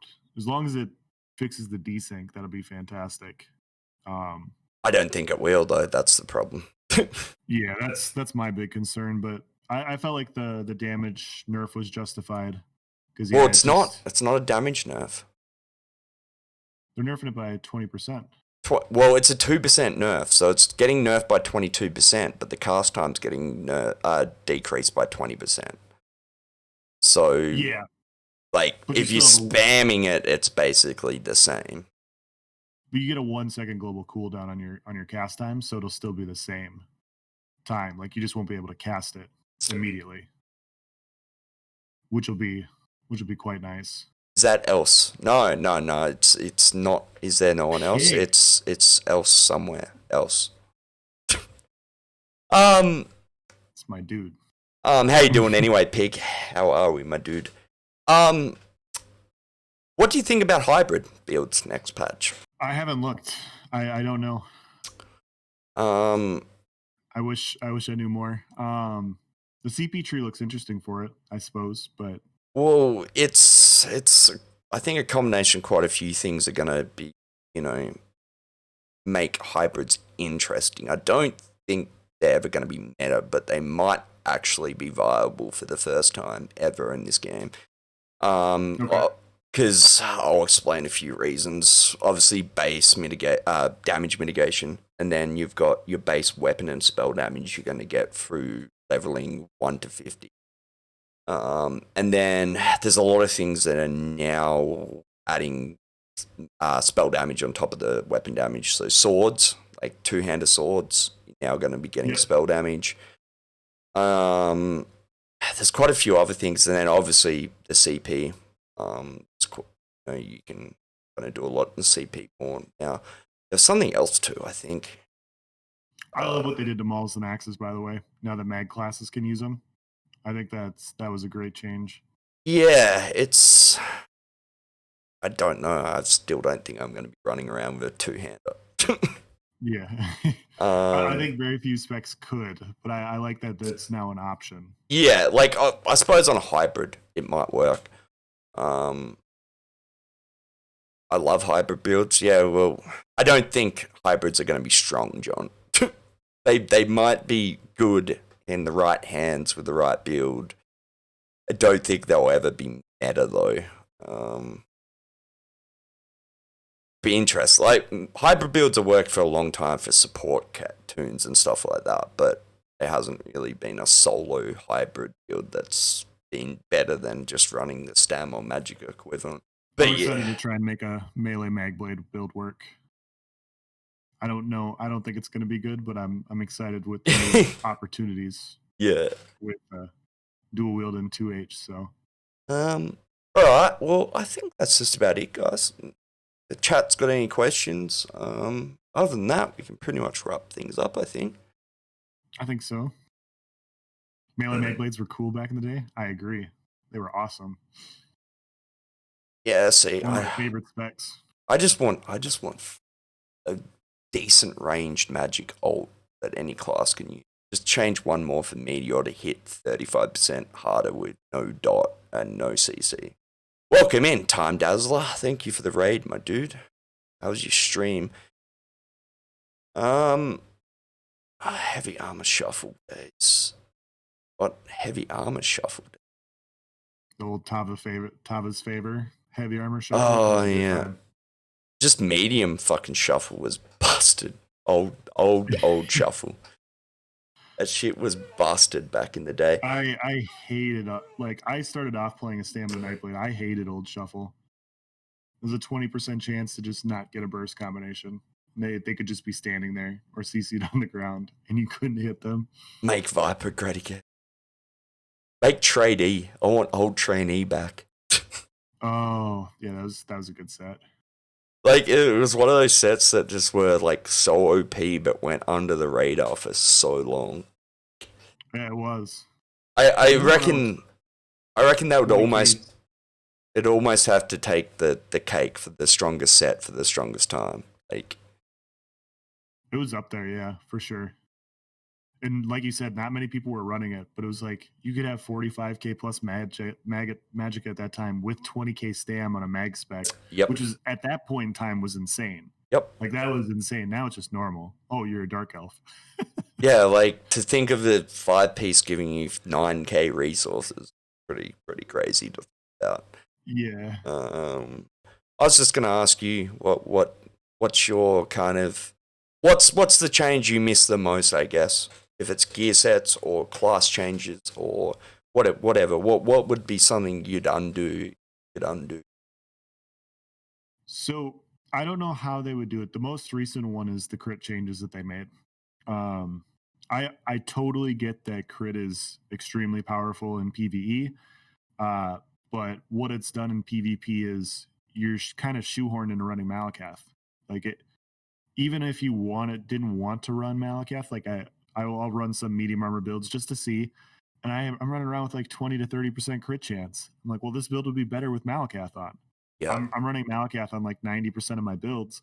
I would love to be able to wear a different mythic, but it's just clear cut the best. And it's not the mythic. Like, Malakath's strong, but part of the reason it's so strong now is because of what they've done to crit, and that's only getting worse. And so I'd love to see crit based builds come back a little bit. If in PvP everyone so that, if everyone had like 35% base crit, it would be a little bit different. But like, hopefully that's one of the first things that Microsoft does is split PvP with PvE.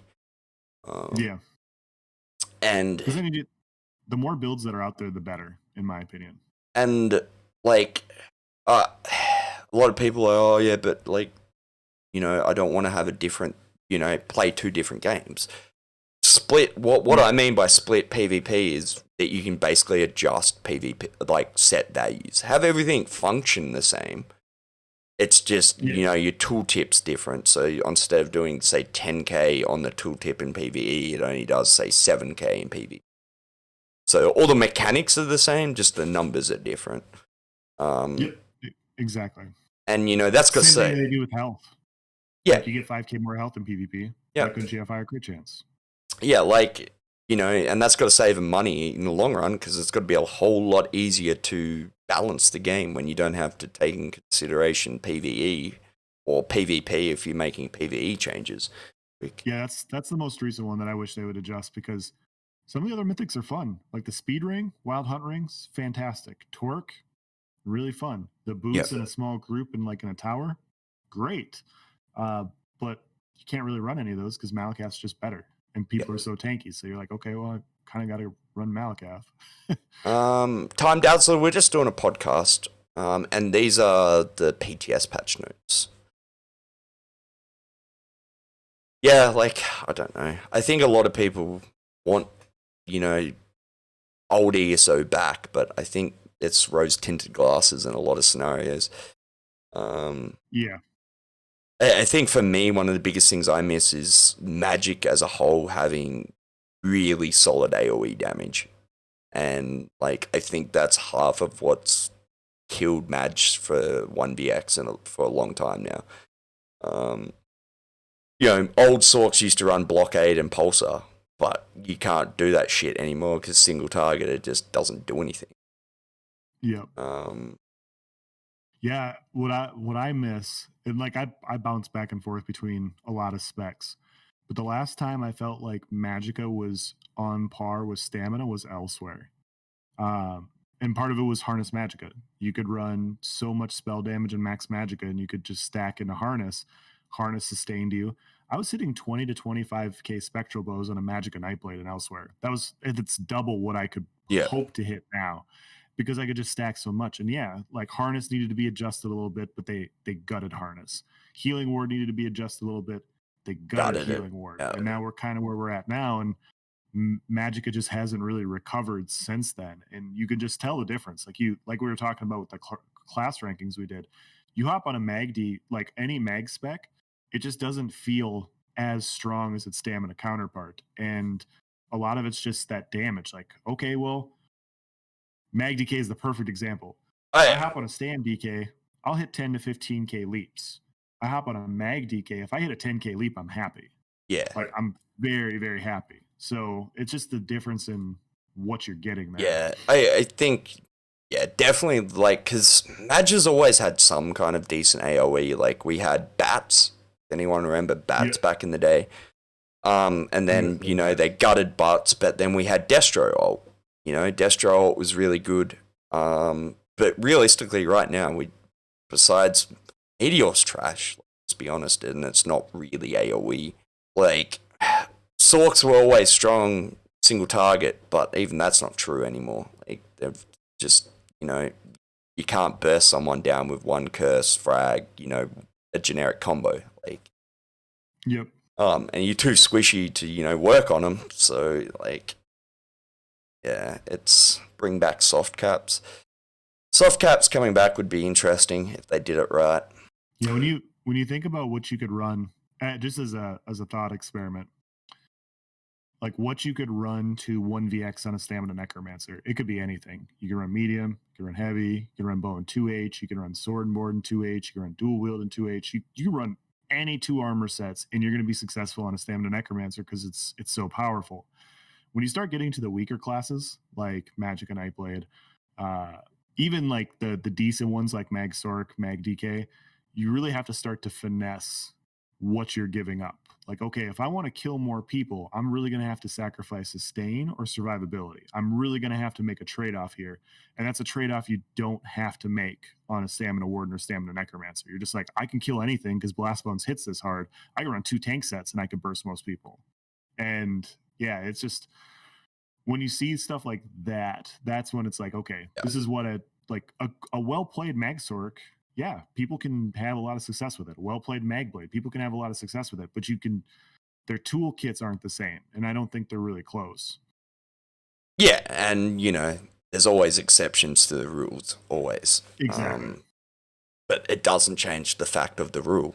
Like, people were more ignorant in those days, overall better at ESO now.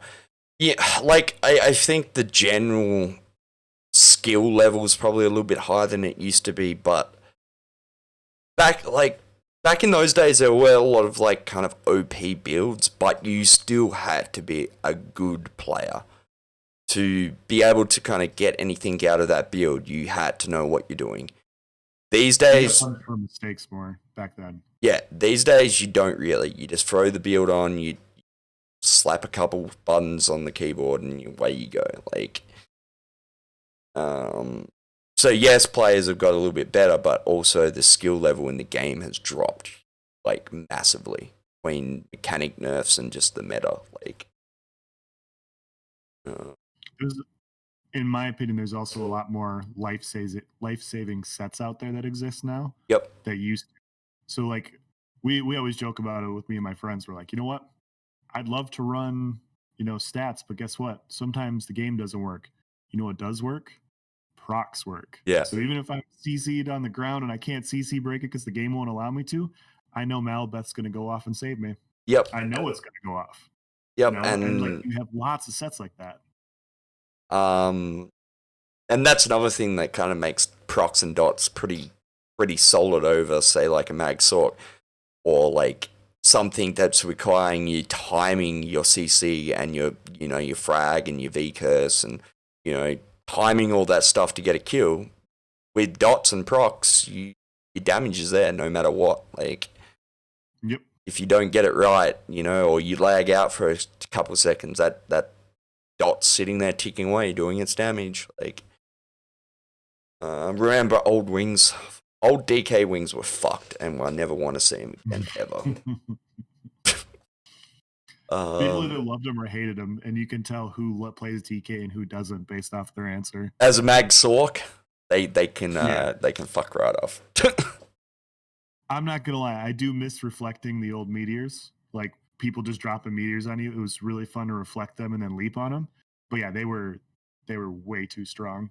It was a cool skill, but it was too strong. I'll still never forget, like, probably the first time I ever got, like, a proper, real salty hate tell was I was in IC and I was using the sword and board reflect on a Sork. I can't remember what I was doing. It was like 2 or 3 years ago.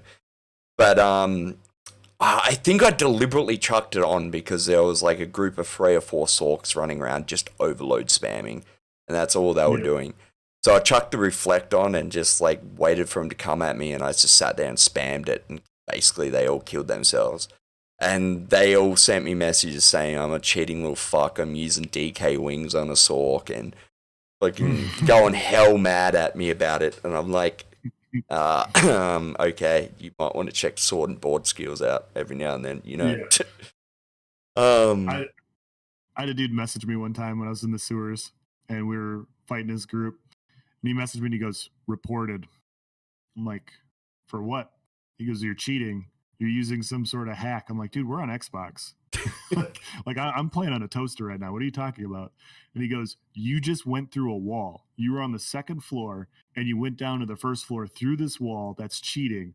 I'm like, dude, I'm on a Nightblade. He's like, yeah, so? Like, you've never heard of Shadow Image? You're Yeah, immediately going to yeah, excuse me cheating? yeah.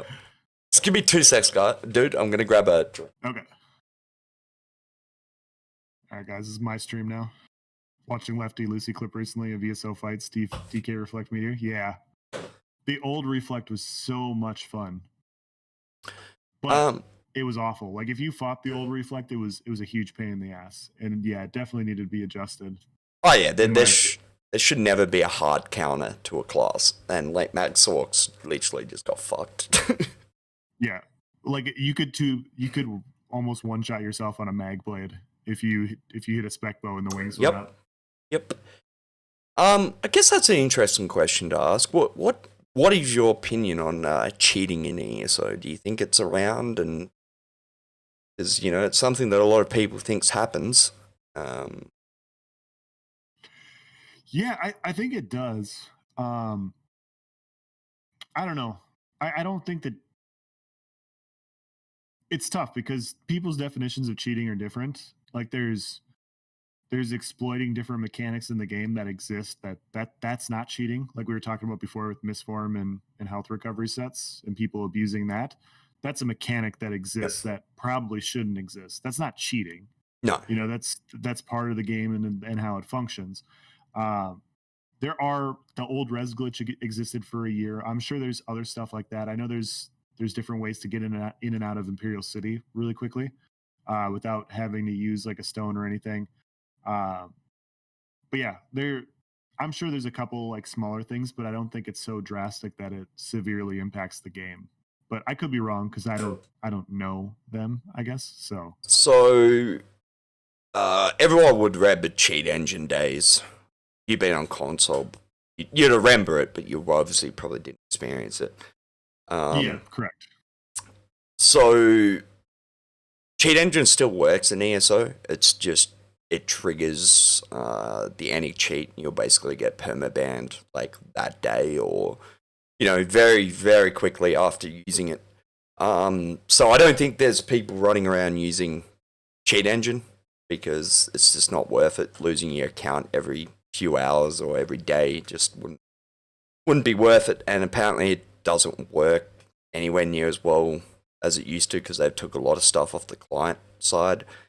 But something that does happen in ESO is scripting. Yeah. And that is somewhat of a kind of big issue. It's kind of funny because before the podcast, I got killed someone and they told me I was using macros and cheating and stuff.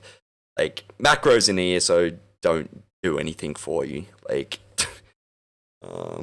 maybe on a gank build, if you had a macro to do your combo, maybe something like that, but they're not really going to help you. And I think a lot of people confuse macros with scripts. Yes. And for those that don't know the difference, a script is basically a smart macro. It can kind of take an input and then do something with that input. So, say, you could set a script to auto CC break for you, or heal yourself once you got below 30% health. And I think scripting in the game is very hard to pick up because it just is the way that it works. It's very hard to detect. Yep. Yeah. And yeah, go, mate. I was gonna say I don't know how to start. It's tough to know how big of an impact those sorts of things have on the game. Is this such a big deal? Like with the old the cheating, the big script where everybody would use it and they could drop infinite meteors or infinite standards in an area or fly across the map. Like, that is a huge issue. Well, that's not scripting. That's no, I know. Yeah, I know, but like I think we can all identify that that's clearly cheating. That's clearly an issue. And then we get to the gray area. Like, okay, is this an issue? How big of an issue is it? Should it really be looked at? And yeah, without looking into it any further, I don't know. Yes. Well, to a degree, yes. Lag in Cyrodiil would affect macros in a big way. But I think the lag is also half the reason why it'd be hard for them to pick up macros anyway. Yeah, and like macros don't help you really. Like as I said, maybe on a gank build or something, macro might do something for you, but I think the ratio of accusing people of cheating versus the amount of people that actually cheat is way out of proportions. Like people just like to look for reasons to accuse somebody of just being a bad player. I think that's the biggest thing. You get that whisper, yeah, and they just want to insult you right away. Probably once every few days, I kind of run into someone that I think's running a script. I never bring it up on chat on stream. Like you guys would have never heard me say this, because I don't know, and there's no point accusing someone just because you think they're doing something. Yep. And that was a big issue about a year and a half ago, where there was a lot of really good players linked to scripts.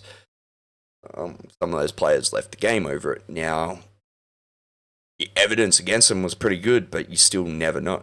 Like, just don't know. Yep. Yeah, and I don't know any. I don't want to spread any rumors because I don't know. Yeah. But yeah, like I play on PC occasionally, and I get whispers too. I got called a cheater when I hopped on. I'm like, dude, I'm playing on PC with a controller. Like I'm playing with a controller. What are you talking about? But yeah, it's just always interesting. It doesn't matter what game you play. Like people always want to look at themselves as the best. Like I'm the best player. Yeah. So if somebody's better than me, they clearly, if I'm the best player, yeah, if somebody can beat me, it's because they're cheating. Because there's no other way they could have beaten me. And I think you get a lot of that more than anything. Which is a different topic, obviously, but yeah. I don't know. I half of it I think is like the fact that cheating in this game used to be pretty widespread.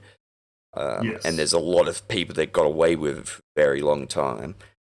So I think a lot of that's just lingering, stuff from that. Like, here's some stupid for you. You remember, you mainly play console, but can you remember Miat's add-on that used to warn you if someone was going to attack you, like split second before? So the old gank warning. Yeah, so I actually did an interview with him at the time, and he explained that people may not be happy with it, but it's not cheating. He was just using the tools that ZeniMax gave him to make an add-on. And man, the fucking hate on that video was insane.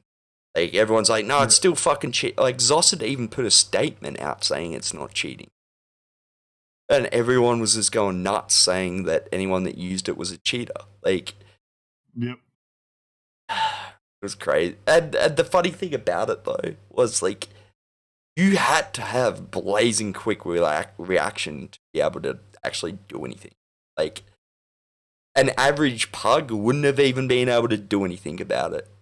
Like, they would have seen the warning as they went to do something. They would have got hit by it. So.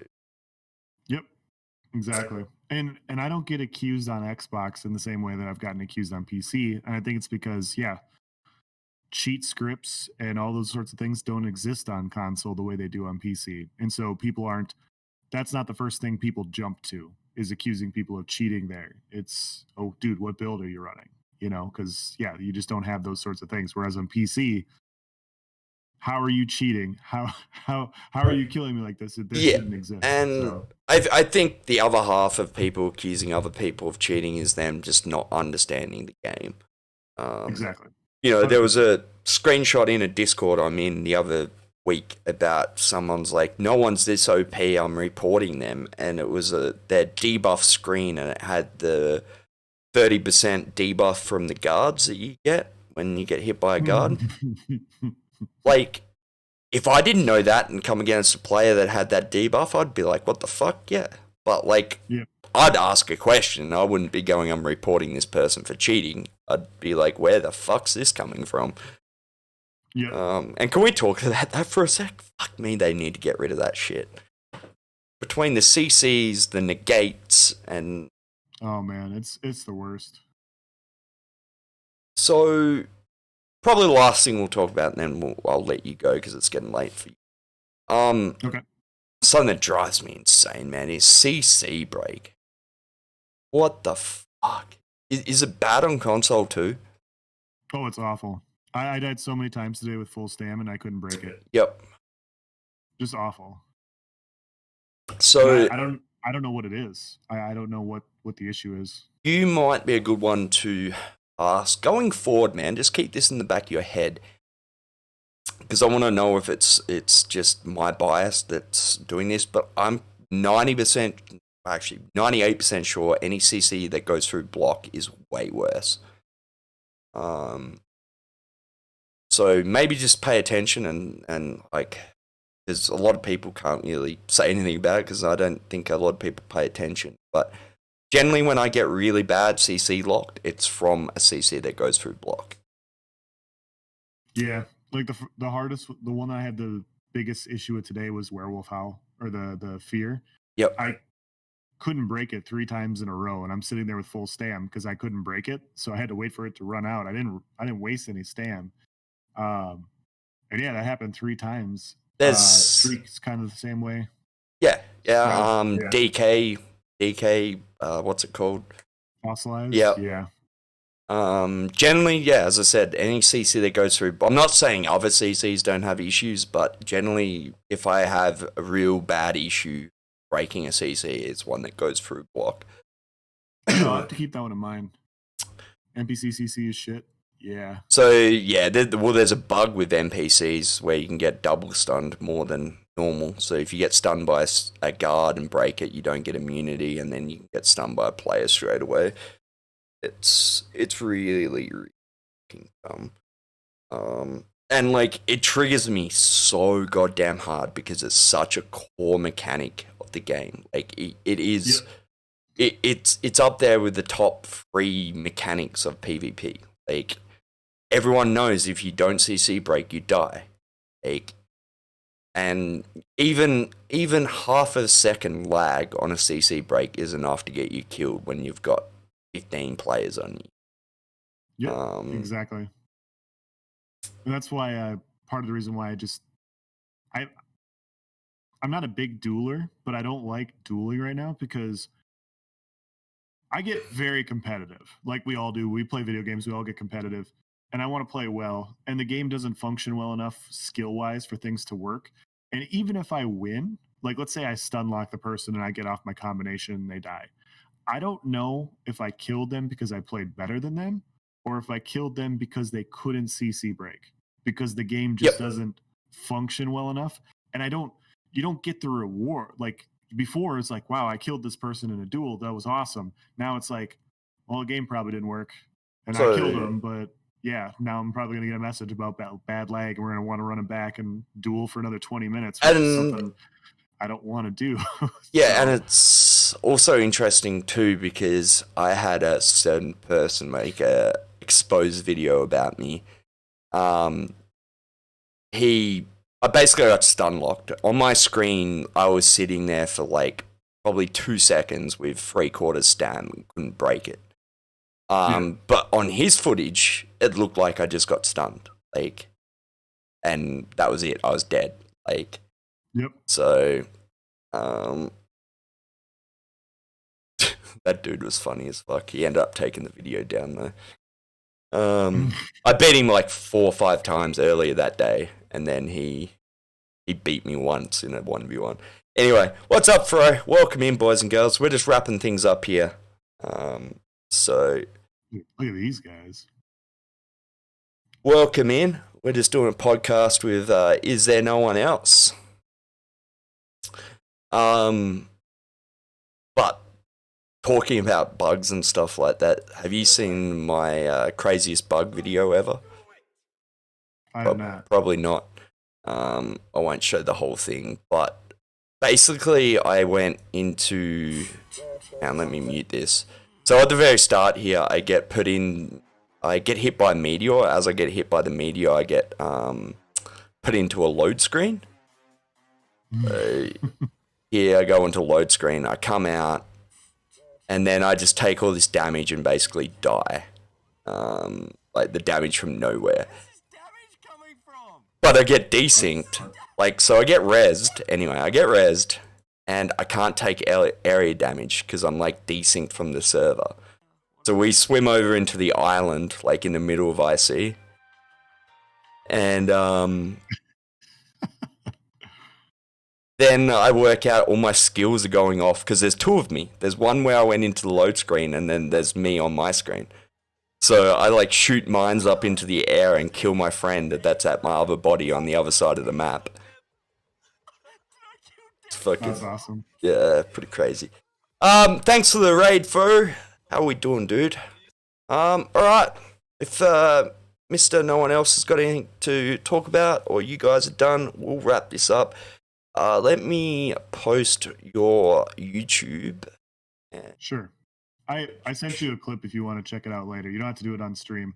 But that was a fight that I had a couple days ago that also had a really funny lag issue that happened in it. I thought it was funny. But Alright. No, we can watch it now if you don't need to go. yeah, I thought it was enjoyable. Because yeah, if you've played solo before or you've played in a group, we've all had this happen. I think it's only like 2 minutes long or a minute and a half. But yeah, so I'm on a perfectly balanced Stamina Necromancer with Crimson on, which is also perfectly balanced. But yeah, I'll just let it play. That stun I couldn't break, and I'm at full stam. Yep. Nice bow.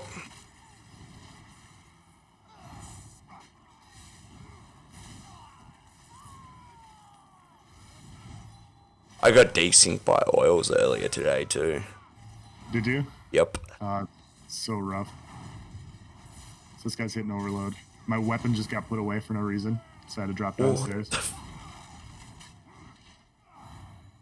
He's gonna overload himself. Hello, Gabe. Yep. So yeah.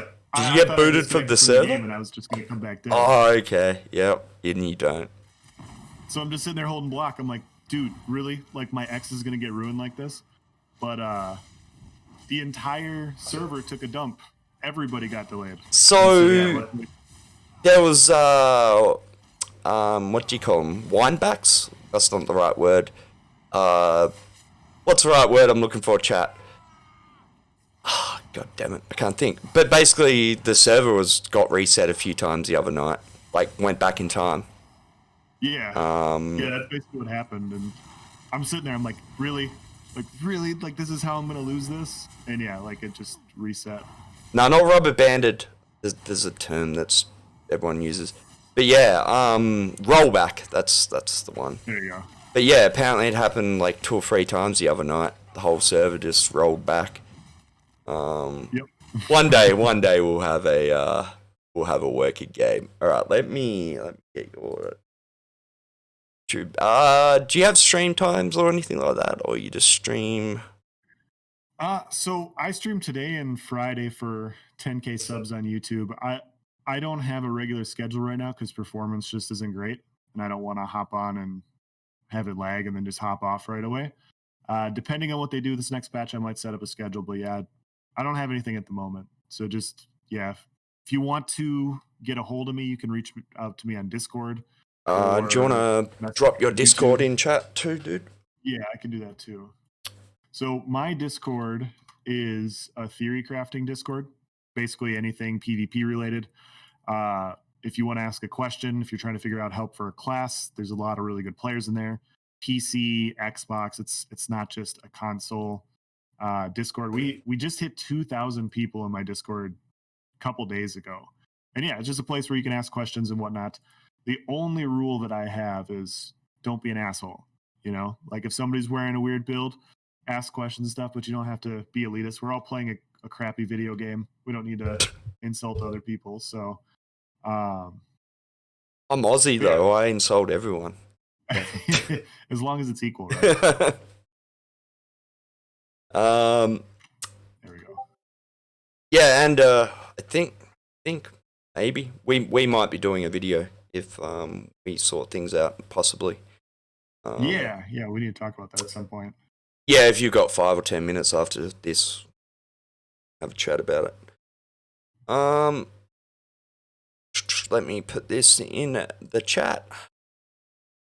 But yes, go watch his what was your bow tart video called? The bow tart video? Yeah. I did a 3-part series. Hold on, let me get it. But go watch that. It's very much worth a watch. You know how many people I got so many enjoyable messages for a good 2 weeks after making those videos. I've got a magic night blade video where I use a bow and I use one piece from like 12 different sets and like tell everyone that it's like the most broken thing ever and like have video of me like one-shotting all my friends and stuff. And like it was a piece of it was wonderful. But yeah, I had messages for like a few days going, "Oh, does this really work? Like, I've got all the pieces and it doesn't work."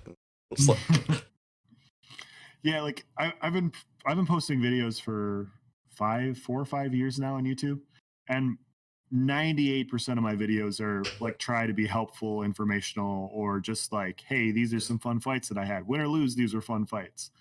And I posted 3 videos where I just basically was not myself. And I'm like, yeah, I'm the best player in the game. Look at how good I am. And people are like, dude, you're really full of yourself. I think I think they took it seriously. Yeah, I think hilarious. probably 20 seconds in, I was like, yeah, this dude's just fucking around. Yeah, I thought most people would get it, but yeah, some people. Like I was about 50-50, and then within like a minute or two in, I was like, this dude's just taking a piss, man. He's just taking the fucking piss. I want to say 2 minutes in, I was like, I don't know what buffs are. People, yeah, I thought that was going to give it away right away, but I guess not. No, people aren't the smartest sometimes when they don't want to be. Oh, it's like if you don't watch the video, read the comments. The comments in that video are hilarious. It's like that video I showed you a bit of earlier where I was like had the sign and trying to sell it. So I put it on Facebook, man, and people went fucking nuts. Like I had one dude, he's like, I'm not watching it, it's just clickbait. I was like, dude, you just don't get the joke, obviously. He's like, nah, I get the joke. And I'm like, oh, so you did watch the video? He's like, no, I didn't. I'm like, how did you get the joke then? Like, and then yeah, everyone was just getting mad that it was clickbait. I was like, what? I don't even understand how it's clickbait, but okay. Alright, boys and girls, we'll wrap this up, I think. Thanks, Fro, for the raid. Sorry that you come in towards the end of it. This will be posted on YouTube at some point. And I'll try and I don't know what I'm going to do exactly with the podcasts. I want to probably try and edit them down a bit. It's just something like that takes a lot of time to edit down. So we'll see what happens. But either way, if it's edited down or the whole thing posted on my YouTube, give Isth3reno1else a good old follow on Twitch and YouTube. He's one of the ESO creators I can actually watch. Don't want to stab my eyeballs out, unlike fucking Outcast. I'll take it.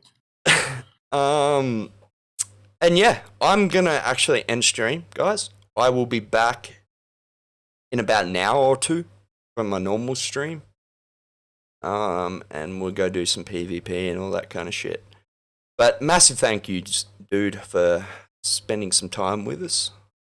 Yeah, man, thanks for having me. It was fun. Yeah, no worries. No doubt there's a heap of shit I forgot to talk about because I lost my notes. But hey, you can't win everyone. Hey, I mean, we had a class ranking system and we had Stam DK at S tier where it belongs. So... Yep. Mag Sork in S tier too. Yep. So all is well. Yeah. All right. Do you have 10 minutes? We'll talk about that video, or do you need to go? Yeah. Okay. Yeah. GG. All right. All right, boys and girls. Thank you very much. We did get Fro a shout out too. I think we did. Yep. All right, boys and girls. I will see you in. I'll be about an hour, maybe 2 tops, and I'll be back for some PvP.